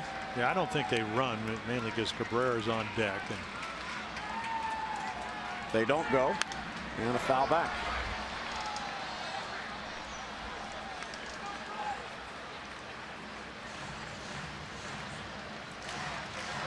So Frazier battling here. And he's about to see the 7th pitch in this at bat with Rollins at second and Abreu at first. Well, Mike Wright's done a nice job to get back into the count. Started out 2-0, 3-1 slider. And he walked him on a close pitch, and Mike Wright felt he had a strike, didn't get the call. So the bases are loaded. Yeah, it's low. Yeah, that's low. I mean, it's not that low, but it's low enough, and Dave Wallace is going to come out.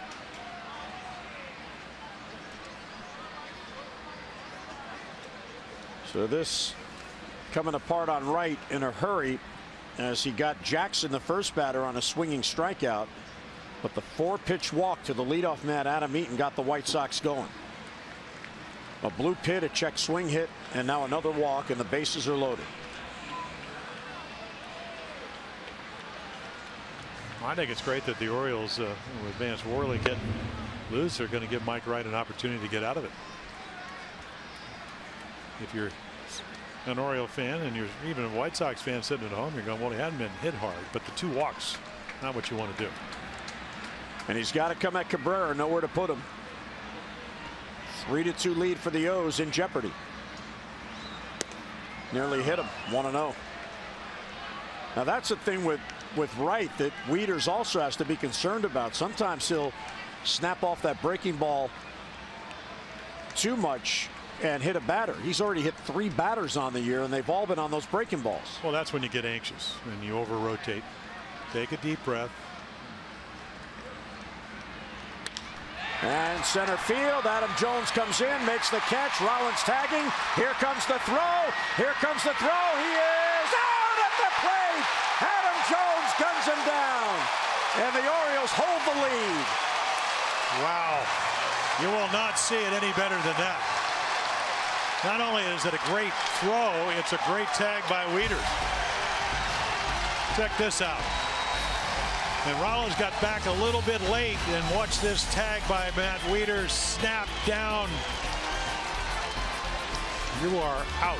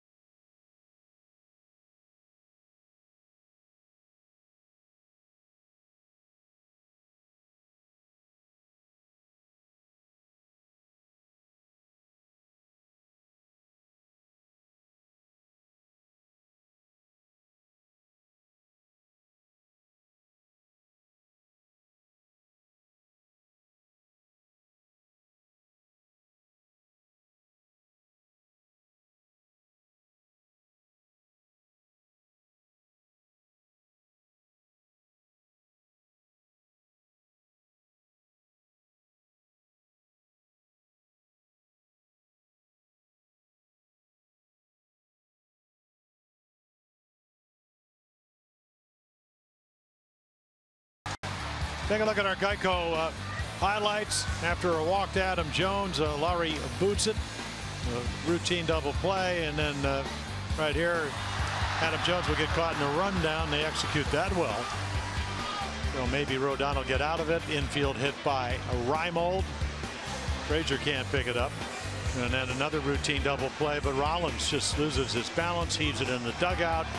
Scope will come back with a base hit, and the Orioles are in business. They score 3 runs, and then the great play at the top of the 6th inning. Geico, 15 minutes could save you 15% or more on car insurance. Visit geico.com for a free rate quote.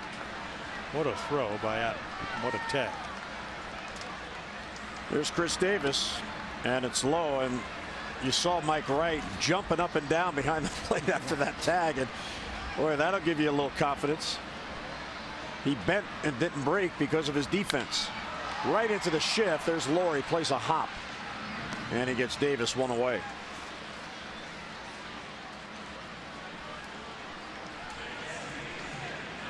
Well, our Maryland Life Casino inside the numbers. Now, most home runs in the first calendar month with the Orioles. Now, Palmeiro 94 hit 8. Surhoff, Cruz, and now Mark Trumbo each hit 6 in their first months as Orioles. And it's not over. Now, last night he was in the batting tunnel behind the Orioles dugout where they have the MASN telecast on for the players as he first ball swings. Fly ball to right. And he heard you talking about how he had only hit 1 home run in the park, and then of course we had a graphic. Next at bat, he hit it out. And I was talking to him by the cage, and he goes, "Yeah, I heard you guys talking about that." And I said, "Yeah, only your 2nd home run in this ballpark." So he goes, "Yeah, I remember. Tommy Hunter, hanging breaking ball, hit it out to center field." I mean, just like that. They never forget. No. So here is Mr. Jones.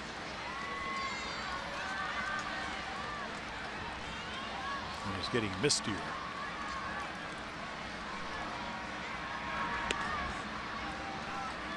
So it's mistier. Mistier. There's Brad Brock. Yeah, Carlos Rodon. I mean, he's going, okay, it was the inning of horrors, and just coming right back and throwing strikes. Pretty impressive young man. We always talk about, you know, the Kevin Gossmans of the world. Number 4 draft choice. Rodon, what, 2 years ago was number 3. Right. Give him a bunch of money. Both college pitchers. North Carolina State. Kevin out of LSU. Kevin, of course, Kevin right-handed. Well, he came the following year in 12, yep. Number 4 overall. 1-2 on Jones. Inside, good take, 2-2.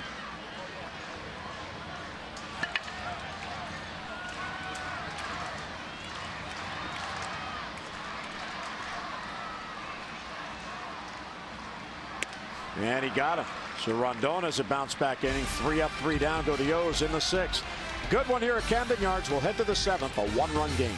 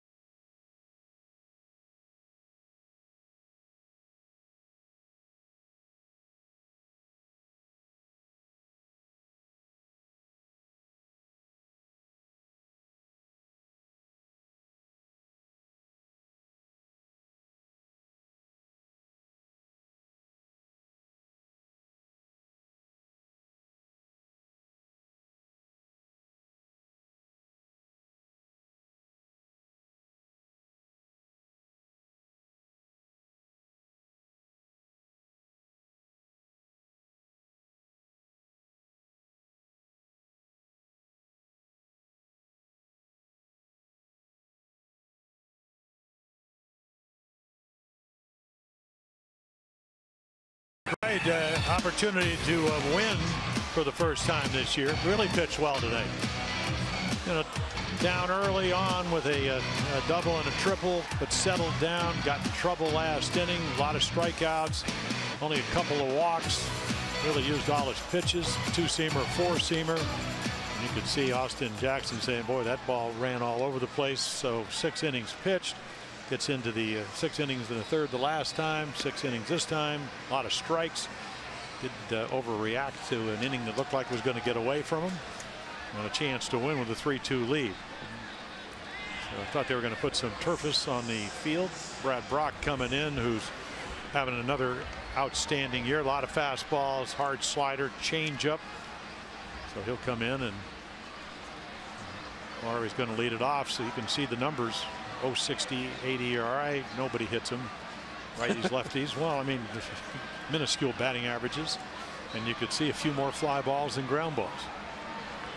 Well, the Vulture's got 2 wins out of the bullpen, but now he's sharing the Vulture title with Michael Givens. Well, he wants to get a hold tonight, right, because they have the lead at the moment. It's a fastball by Lowry. Yeah, you really kind of want to do, and the Orioles have done a great job of it. You want to do what the White Sox bullpen is, which shut the door, slam the door. The Orioles have been doing a great job of that. Well, the Orioles bullpen is 6-1, and the combined ERA out there 1.70, second best in the league. Yeah, just a little bit because of the 3 runs the White Sox gave up last night. White Sox at 168. Did not swing. Yeah, that was a changeup, and when you're throwing 95 and you got a changeup and hard slider probably 85 and a changeup at 88 with good downward movement. That's why the batting average is low as they are.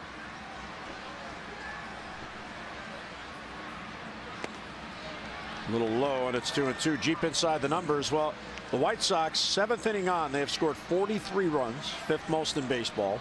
Orioles have allowed just 17, tied for the 3rd fewest. So 2 teams at their strengths at this part of the game. From 0-2 to 2-2. Left field and deep. Reimold is back, and that ball is going to go, and we are tied. So he got ahead of him, couldn't put him away. And Lowry's got to feel pretty good about that after that error led to a 3-run 5th inning for the Orioles. Well, you get to play on. And he's a very animated player. He's the Bryce Harper type of guy, where he chooses not to make the game boring. And you're right about a high fastball. It hit 16 of them. And he's a very aggressive hitter, and you can see he's a high-octane player. So we are back even. And a high pop-up off the bat of Avisail Garcia. Jones calls in shallow center. And he's got it for the out and 1 away. Well, this copyrighted telecast presented by Authority of the Orioles may not be reproduced or retransmitted in any form, and the accounts and descriptions of this game may not be disseminated without the express written consent of the Orioles. Now, Brad Brock took a little walk behind the pitching mound because he hung a slider there. He's been so good. That's why it's so tough. Come in. If your starter throw a solo home run early in the game, you go, so what? I'm going to plan on being out there, at least in the old days, 7, 8, 9 innings. Come in, 1-run lead. Sometimes you just want to be perfect. Hard to do. It's only the 2nd run he's allowed all year. The other came also here at Camden Yards against the Blue Jays on April 20th.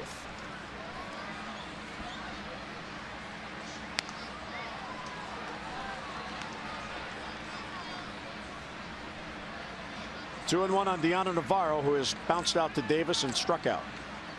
So Mike Wright gets a tough no decision.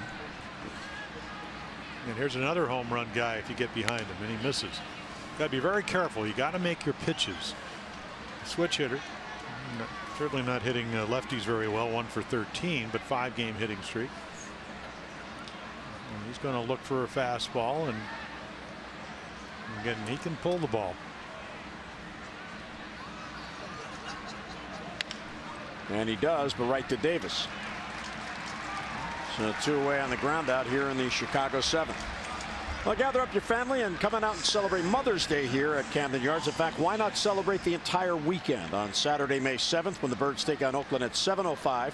First 10,000 female fans 18 and over receive an Orioles canvas tote presented by MLB Network. And then on Mother's Day, first 10,000 female fans 18 and over receive an Orioles Infinity scarf. Plus, after the game on Sunday, May 8th, all the kids 14 and under can run the bases. For your tickets, Orioles.com, 888-848-BIRD.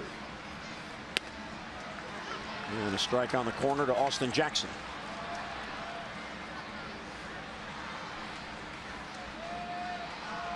Both those at bats against Mike Wright. Yeah, that's probably where he would have liked to have thrown the pitch to Lowry. He just got it up in the zone. Boy, it's so easy to do. You know, he threw a fastball by him early in the count and figure, okay, I'll just don't get the ball exactly where you want it. And it's amazing. Hitters, sometimes you think you can throw the ball by him, and the guys with quick bats, and Brett Lowry has one of those. You can do some damage. 1-2 on Austin Jackson. And he misses away. 2-2.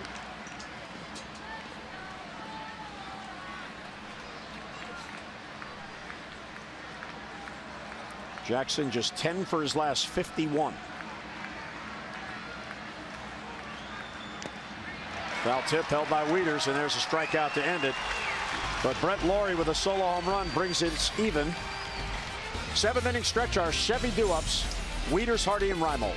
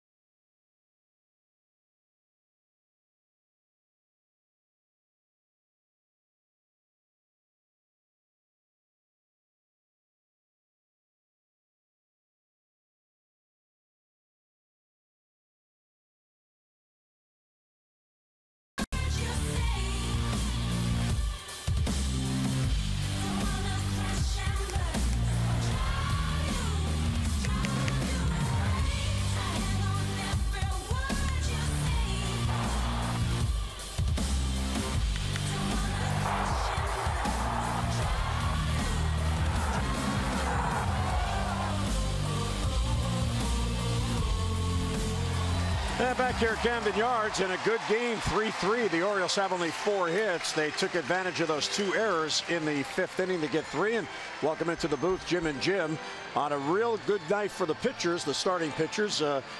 White Sox tied on the home run off of Brad Brock, but a real good game between 2 first-place teams. Well, it is, and you know, for the Orioles, I look at Mike Wright. You need 5 starters. A lot of people thought maybe he'd be in the bullpen, maybe he'd go back to the minor leagues because, as you mentioned, he has options.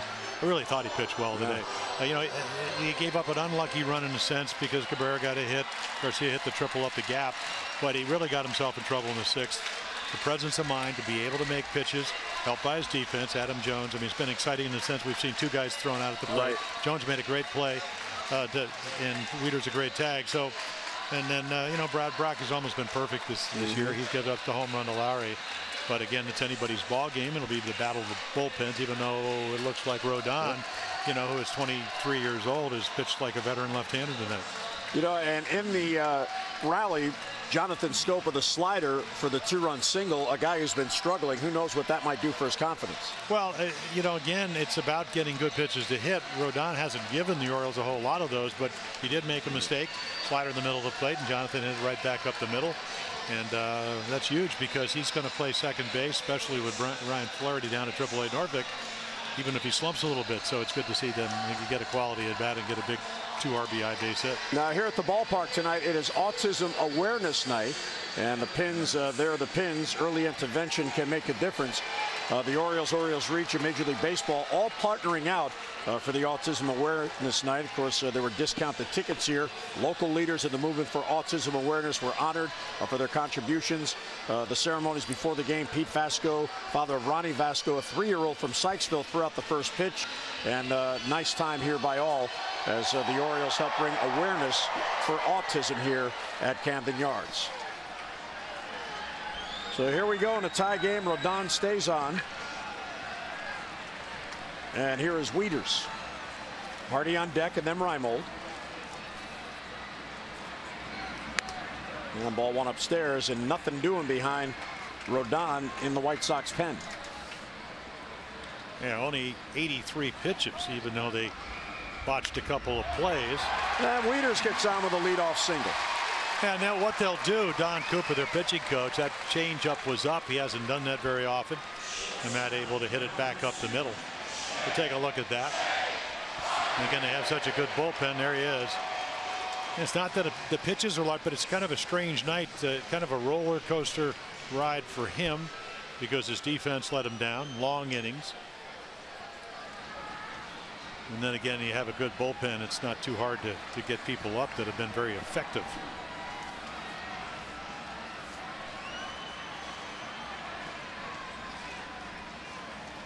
Here is Hardy with Wieters on at first and nobody down.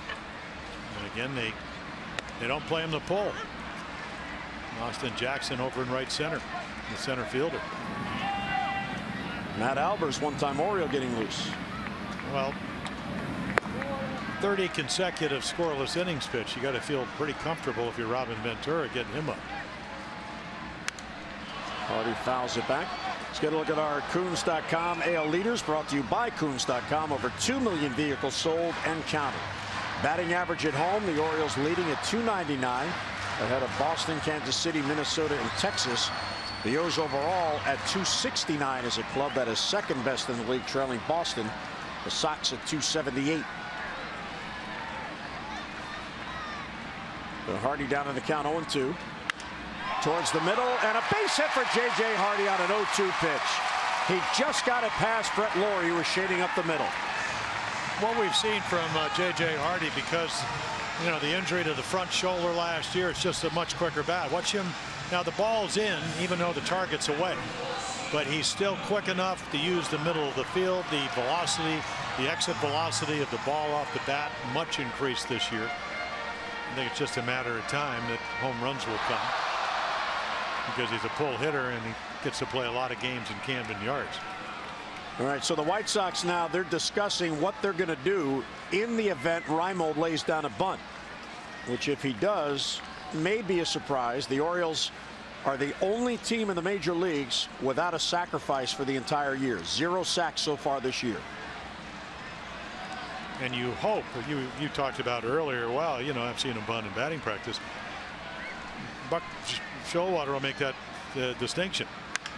Fly ball to right, a lot of carry. Back it goes, it is gone! It got on the flat court.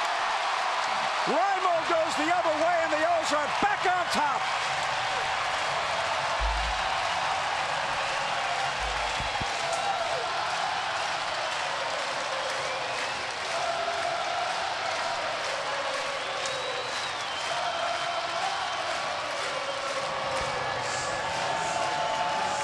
Just got it out on the flat court. It bounced in front of the railing.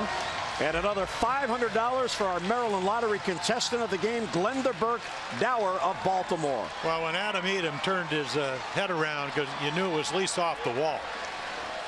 So we talked about Nolan Reimold getting to play now in 3 consecutive games because of the left-handers. So again, you wondered if he was going to bunt. Well, here's your answer. I wasn't expecting it.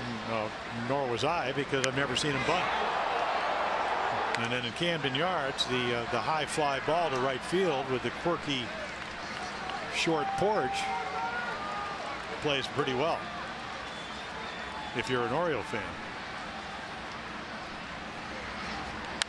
And a bouncer towards the middle. There's Laurie, plays a funny hop, and he gets scope and 1 away. Well, why is that home run so important? Here's why, Jim. Best records scoring 4 or more runs in the American League. Of course, the White Sox have been perfect. They only have 3. But the Orioles have gone 10-1 in the games in which they have scored 4 runs or more. In the games 3 runs or less, the Orioles have gone 3-7. Well, that's, we talk about that all the way the course of the year. You're not going to win, what, 90% of your games over the course of the year. But the magic number is 4 for most teams. Rickard fouls it off. But the importance of the Reimold home run is 3 runs, and it goes from 3-3 to 6-3. And Rodon, I don't know if he thought he was bunting or not, but he finally got a hittable pitch. Well, I think you might be onto something there, because the infielders were all having a discussion about what play's going to be on, who's covering where.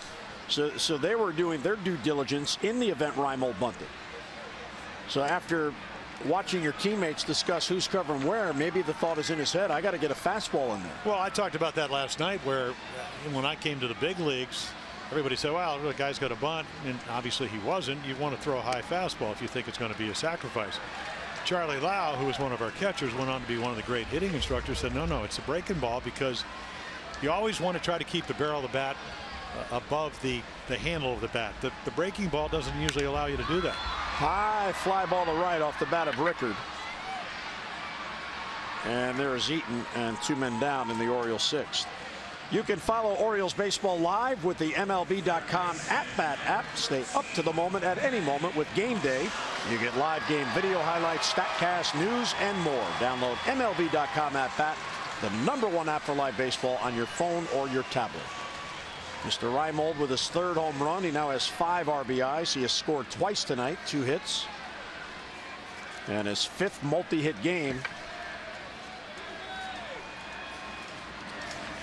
You know, the other day when Nolan got the start in Tampa, before the game, talking with Buck Showalter in his pregame with the reporters, Buck was asked about, well, Nolan staying sharp despite infrequent at-bats, as Manny hits one to the corner, and that's in for a base hit. And it looks like the tank is empty for Rodon, and Manny's got a 2-out double. And Buck made the comment about Reimold. He said, yeah, he always stays ready, but you know what? Those guys have a way of making the infrequent at-bats frequent. And how do you do that? You hit, and you get big hits, and Reimold's done that tonight. Well, they came into the game, as you look at Manny, torch a double down the line, and this is what he can do. I mean, he's already had a rocket the other way. He can use the field with the best of them. Looked like a little slider that he got. Another thing in Nolan, I mean, he came into this game with only 28 at-bats. So you're right about that, and the fact that he's going to get to play, what? So this will be the 3rd straight game. I don't know if he'll play against Latos, who's going to pitch tomorrow, who's been pitching very well, 4-0 with an ERA. But, you know, it's not a bad idea to have the hot hand. It's not that, like, Nolan can only hit lefties. It's 4 for 7 in the series. Yeah. Chris Davis now takes ball 1. Chris has a hit in 3 trips. Yeah, he got the first hit tonight. They just kind of took a ball away and served it into left field. Boy, that's the home run swing. Well, roller coaster ride. You know, you're pitching real well. Your defense kind of undoes everything back in the 5th inning. And in this inning, the Orioles have a lot of quality at bats. 2 balls back up the middle, and then the home run to the opposite field. Breaking ball for a strike. If there's ever an inning, if you want to look here at the 7th, about using the whole field and hitting the ball back up the middle, into the opposite field. It's the 7th inning. Singles up the middle, and then the home run the other way by Raimo. And he gets Davis to end the inning. But a big inning for the Orioles.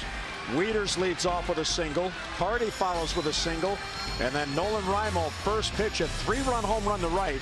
And the Birds have the lead back at 6-3.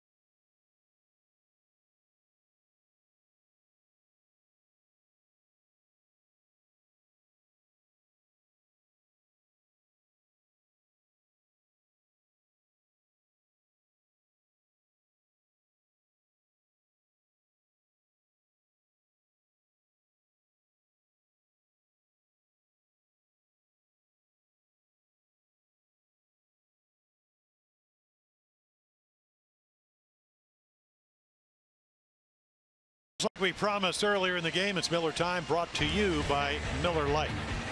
About tie ball game 3-3. Cabrera line drive. Jones throw. Watch this tag by Wieters. Terrific throw. Even better tag. As he swoops down and Rollins out at the plate. Right out of the inning as Adam Jones guns down Jimmy Rollins. And that is your Miller Lite moment.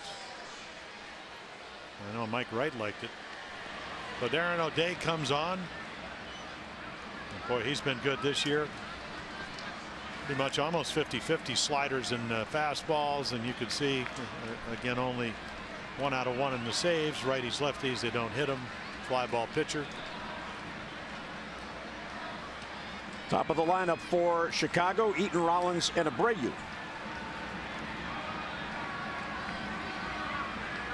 Eaton started in the 6th inning by the walk. Strike one.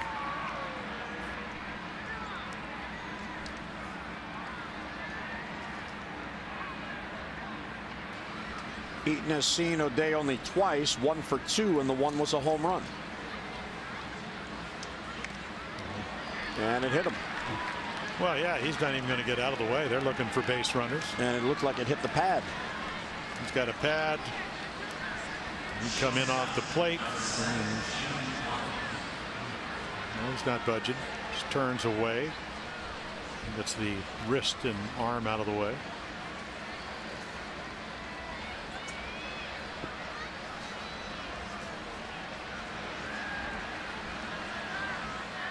Notice he got hit by a pitch 14 times last year. Well, that's part of his offensive strategy. And not only to get on with 3-run lead, it opens up holes. You know, now Davis has to hold him on at first. The routine ground ball sometimes is not routine with the first baseman holding somebody on versus being able to take away that big hole into right field. And of course, you know, Jimmy Rollins has been around long enough to try to do that. I don't know if he'll be able to because of the deception for Darren O'Day. Bouncer foul down the line behind Darryl Boston. So Darren gets ahead of Rollins 0-2.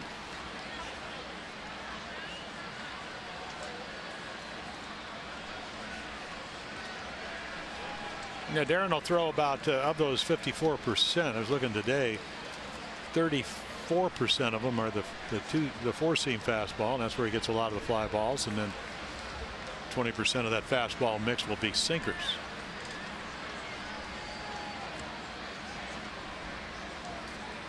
So to first, and Eaton dives back in.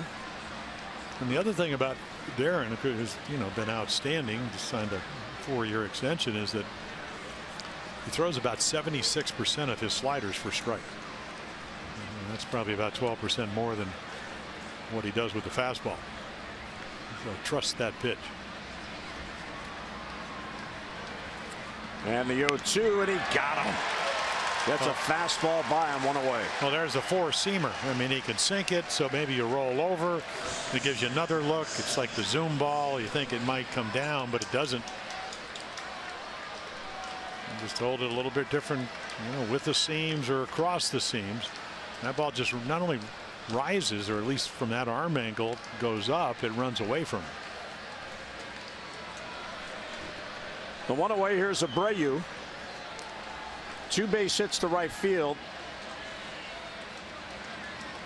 In the 6th inning against Wright, he was fortunate. He just got enough barrel on it to serve it in the right field for a single. That drove in a run. Well, it was a 2-strike ball that was right about where you see Chicago on his jersey. And he managed to, with the label of the bat, get his hands high enough to serve it into right field. And that's, so they play him up the middle. They give him the hole. Now he's dumped one in, and then he's hit a line drive that way. Well, that shows me the graphic we just saw, more hits to right field than to center and to left. That he, even though he's a pull power hitter, that he is very disciplined, and if that's what they're going to give you, he's going to take it. Well, he's just a power hitter. When his first year, the year he hit 36 home run, he hit a hanging breaking ball to the Oriole bullpen in left center, but he hit a home run over the right center field fence. It looks a little bit at the plate like Orlando Cepeda, who ended up in the Baseball Hall of Fame. Tommy Kahnle now getting loose in the bullpen. It just got called up today. How about Daniel Webb? He joined the club yesterday, pitched, and they put him on the disabled list. So we hope he's nothing serious. That may be the reason that the White Sox lineup came out so late today. They may have been pondering if they were going to and then make that move, although they had Kahnle en route just in case, and here he is. You're saying they ponder over there? I saw some pondering going on. Okay. Here's the 1-2 pitch. Weak ground ball towards first. Davis will take the sure out. Going to second base is Eaton, and 2 down. Well, there's your slider, and it was a really good one. I mean, you're in the clubhouse every day. Usually the lineup's up by 3:30 the latest.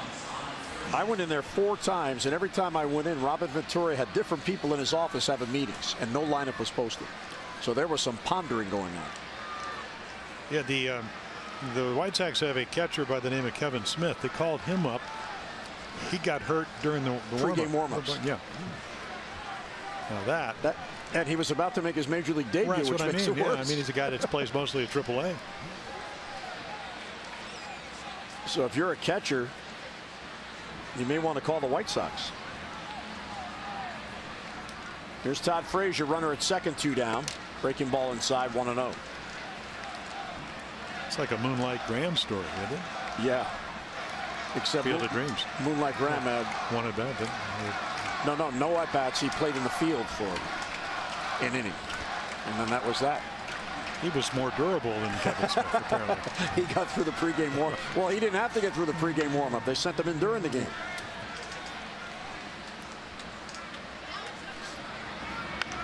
And a weak ground ball foul. Yeah, there's another deceptive slider. That's what Abreu tapped down the first base side. You just don't see this arm angle. And the other thing, Darren O'Day, he doesn't ponder. He's got a pretty good game plan.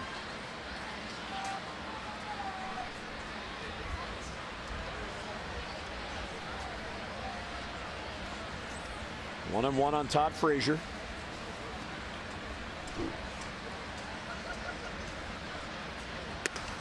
Right there with a fastball.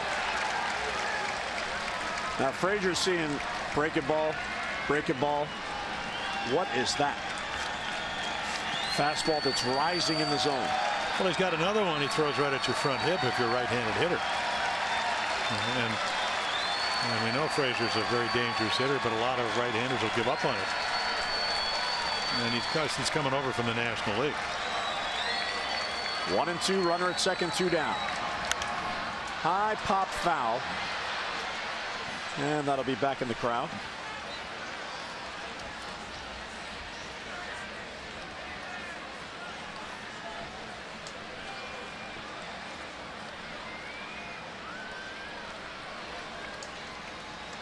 O'Day last worked on Wednesday.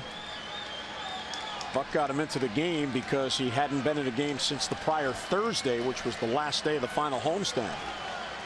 The first 5 games of the road trip he didn't get in, and he pitched just a third of an inning on Wednesday against the Rays in that win. 1-2, a swung on and missed. He got him. Frazier down on strikes. So the hit batsman leading off the inning, and Eaton left stranded. Darren O'Day comes on, gets a couple of Ks. We head to the bottom of the 8th.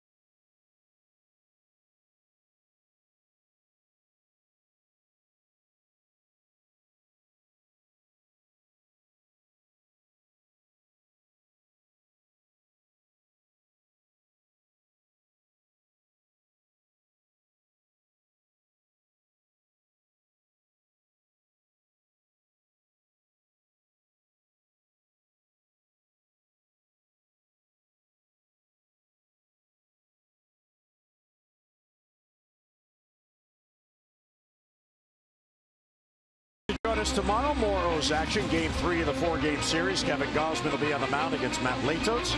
Our coverage on MASN 2 begins at 6:30 with O's Extra presented by Southwest. And then game coverage at 7 o'clock on MASN 2 and WJZ. We've got all the access you need right here on MASN. Well, I'll tell you, Kevin Gausman's coming off a game where he, threw the heck out of the ball down in Tampa. You can see Latos didn't have a good spring. They get him, and boy, has he been good. Navarro usually catches him, so talk about a nice pitching matchup. Gausman hit what 103 times on the radar gun down at Tampa Bay. First major league start this year after starting the year on the disabled list. Something to look forward to. So Rodon really pitches well. Roller coaster ride. They don't play particularly well behind him. And Lowry with a big hit, error. Rollins throws the ball away, and then 2 singles, and Nolan Rymel, the big blow, the 3-run home run. And then Canely comes in last year with Colorado, gets called up because of the injuries to Daniel Webb. And I was told has a pretty good arm. Good velocity and a sharp breaking ball. And there's 96. So I guess Ed Farmer, my former teammate who does the radio, and Darren Jackson, his partner, they get the scouting report right. He's not even in their notes. A late acquisition. Yes, they were pondering. They were pondering. I'm sure he was in the clubhouse just in case, but it's not official till it's official. You know, I should have asked Bainesy. Harold Baines was down there in uniform hanging out. He said, "Hey, Jim, how you doing?" I should have said, "Harold, what's going on in there with all the pondering?" Should have done that. Meantime, it's 2-1 on Mark Trumbo, who has struck out, grounded out, and flied out. So Mark, fastball, breaking ball, ball 1 and 2. He knows he's got a good arm because he swung through 96, so he'll be looking fastball. You're hitting off that anyway when somebody throws in the mid-90s. Good eye, ball 3. I think Mark's happy that umpire Sam Holbrook knows he's got tall knees. There's the Oriole closer. Mr. Britton getting loose. Got a save Wednesday night down in Tampa.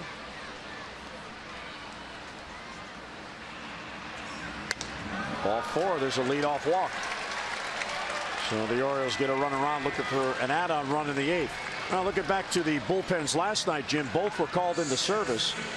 White Sox allowed 4 runs in their 3 innings, had allowed 4 runs in the previous 35 1/3. So the White Sox team ERA, it ballooned all the way up to 1.68. Orioles, meantime, last night 4 1/3 scoreless, lowering their ERA to 1.70, just a tick behind the White Sox. Yeah, when you get 10 runs and 15 hits and win 10-2, you forget how important the Michael Givens getting out of the bases loaded jam in the 5th inning was. And striking out Todd Frazier. He kind of gets lost in the shuffle. And a double play ball. There's Rollins. He goes to Laurie, back to first, and a double play. 6-4-3. That erases Trumbo and 2 men down. Yeah, so they finally are able to turn it. So Adam is retired. He's 0 for 3. Yeah, a little 6-4. I mean, really good turn by Lowry. Nice slide by Trumbo.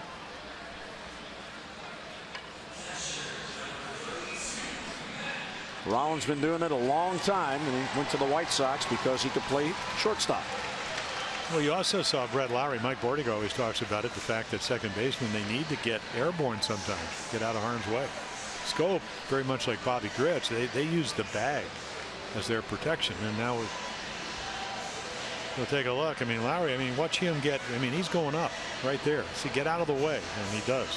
So they're looking to see if Lowry's foot was on the bag.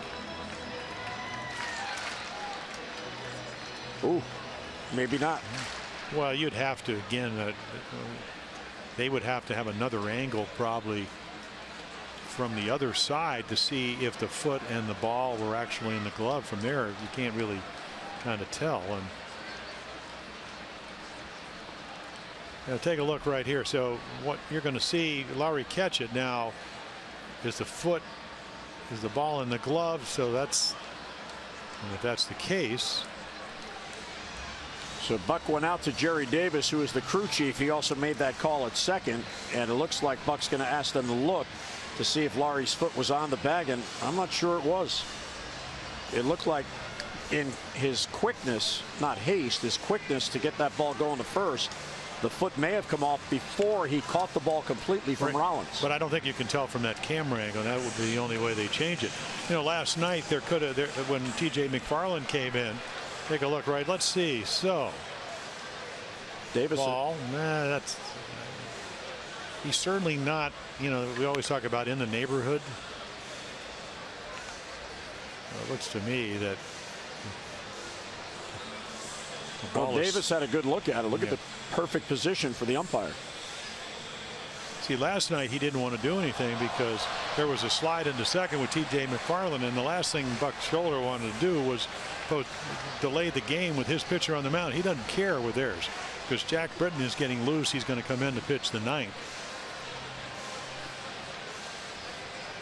For 3 runs, if you instead of a double play, if you can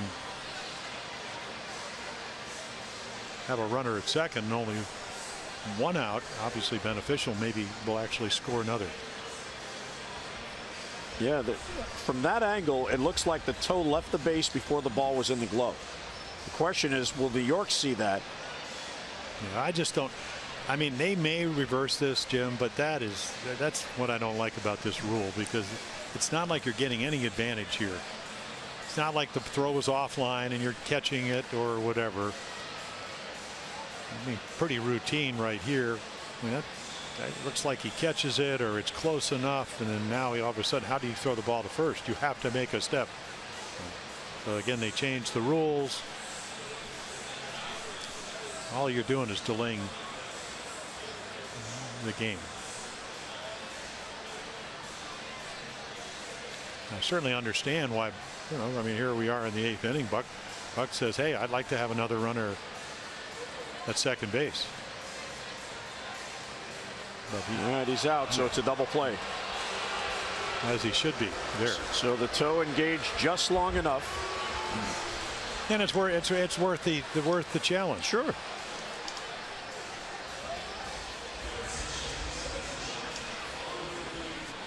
But at some point, as a second baseman, you have to make a move to first, and if you have to hold a little bit longer, doesn't it advance the chances of getting hurt? Because you have to linger. Second baseman want to get out of the way. And Trumbo, a pretty big man, was coming down on him. He was about to slide in and had the hands up in the air to try to distract him. Perfect slide by Mark. So here's Wieters, who reached on an error. Key play in the 5th inning. Should have been a double play ball.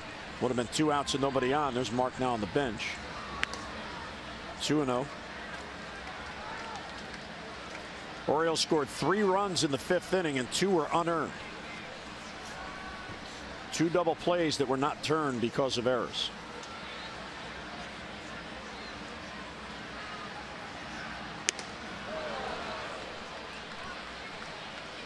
Well, Tommy Kahnle pitched in 90 games over the last 2 years for the Rockies. I'm sure he's going to like Chicago without the high altitude. Drafted by the Yankees, and the Yankees lost him in the Rule 5 draft to Colorado.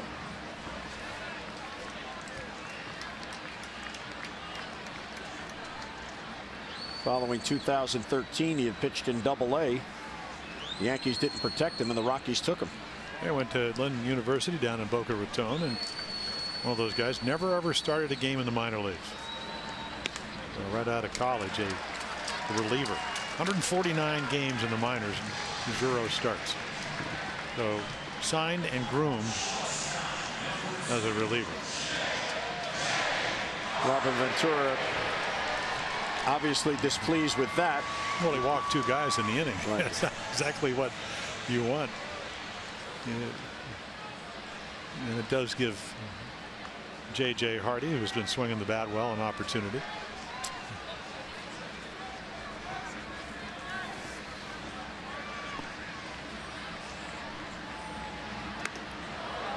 Upstairs 1-0. Well, good arm, and then again he's just fallen off. And one thing when you come from the minors, they use a different ball. It's the one in the United States is made in Costa Rica. A little different seams.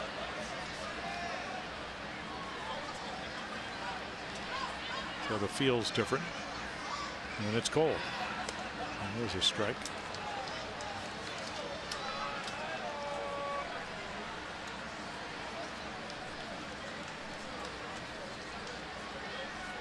.6'1", but .235 for Kahnle.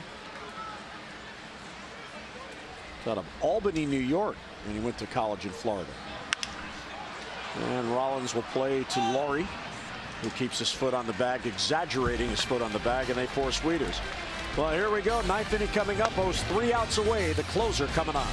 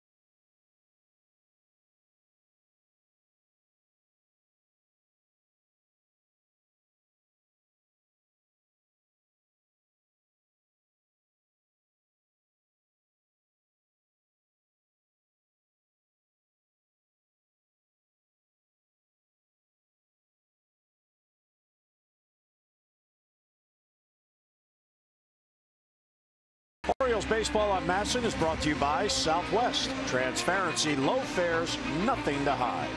And by visitannapolis.org. Create your moment at visitannapolis.org. 6-3 game. We head to the ninth. Closing situation. That means Mr. Britton comes on. Well, sinker baller deluxe, 93 to 97. Fastball throws at 89%. Why not? And that's, they usually put it on the ground. Did come in a 3-0 game and ended up 3-1 down in Tampa on Wednesday night. As Zach said when we got in at about 3 o'clock, he says, I don't like to give up runs. So again, the ability to sink the ball, and said he felt a little bit strong on Wednesday night. So here we are, what, 2 nights later, maybe more in sync, looking for 3 outs with a 3-run lead. Strike one to Cabrera. It was actually hit Zach pretty well. He's 4 for 10 against him. Yeah, but when did that happen? Did that happen when he was a starter or when he was a closer? Probably when he was a starting pitcher with 11-game winner as a starter. So Hardy, JJ comes in, plays an in-between hop, and 1 away. Well, we encourage you to visit MassonSports.com/CareFirst to vote for tonight's CareFirst Fearless Player of the Game. Live fearless with the name trusted for over 75 years. CareFirst Blue Cross Blue Shield. Well, Adam Jones threw out a runner at the plate. That was key. That got the Orioles out of the 6th. Nolan Rimo broke the 3-all tie with a 3-run home run in the 7th inning. Jonathan Scope delivered a couple with a 2-run single in the 5th. So a lot of choices here tonight. Strike one to Brett Lawrie. Yankees are in Boston tonight. The Yankees had a 2-0 lead heading to the bottom of the 8th, bottom of the 7th, and Boston has scored 2 and they're still batting, so they are tied 2-2. Strike 2. They scored off Betances, most likely. Yep, Betances is in there. Yep. Yeah, they've been real good when they've had leads. They just haven't had enough of them. Talking about the Yankees.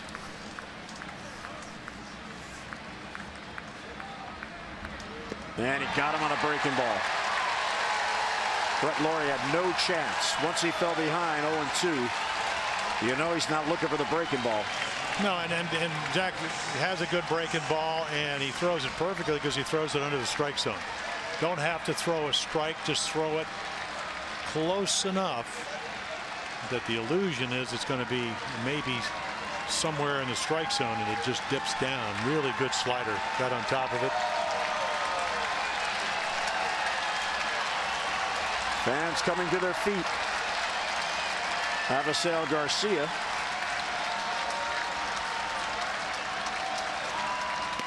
Breaking ball for a strike. Well, these are big games because the Orioles, the White Sox came in with a 6-game losing streak. That ends last night. Even with that, they had won 8 out of 9. They had just gone through Texas and Toronto to sweep 6 games, and that's pretty tough on the road. So they were playing at a high level. So you'll take a win.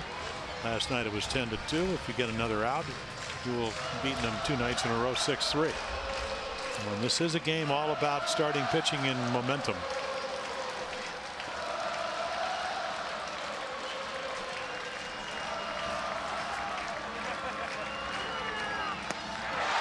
Sinker couldn't reach it at 96. Yeah, hitters, I try to go down and talk to hitters after Zach Britton's pitch. They said it's just unbelievable that he can throw a ball with this kind of velocity and that sink.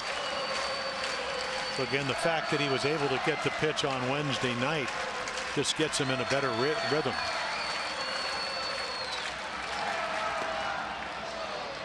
And prior to that, he had only pitched, 5 pitches in Kansas City.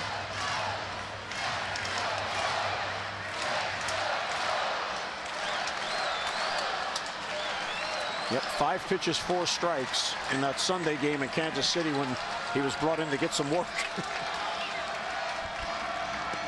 Bounces that one, so 3-2. Of course, he only faced 1 batter. But if you're going to throw 5 pitches, why not throw 4 strikes?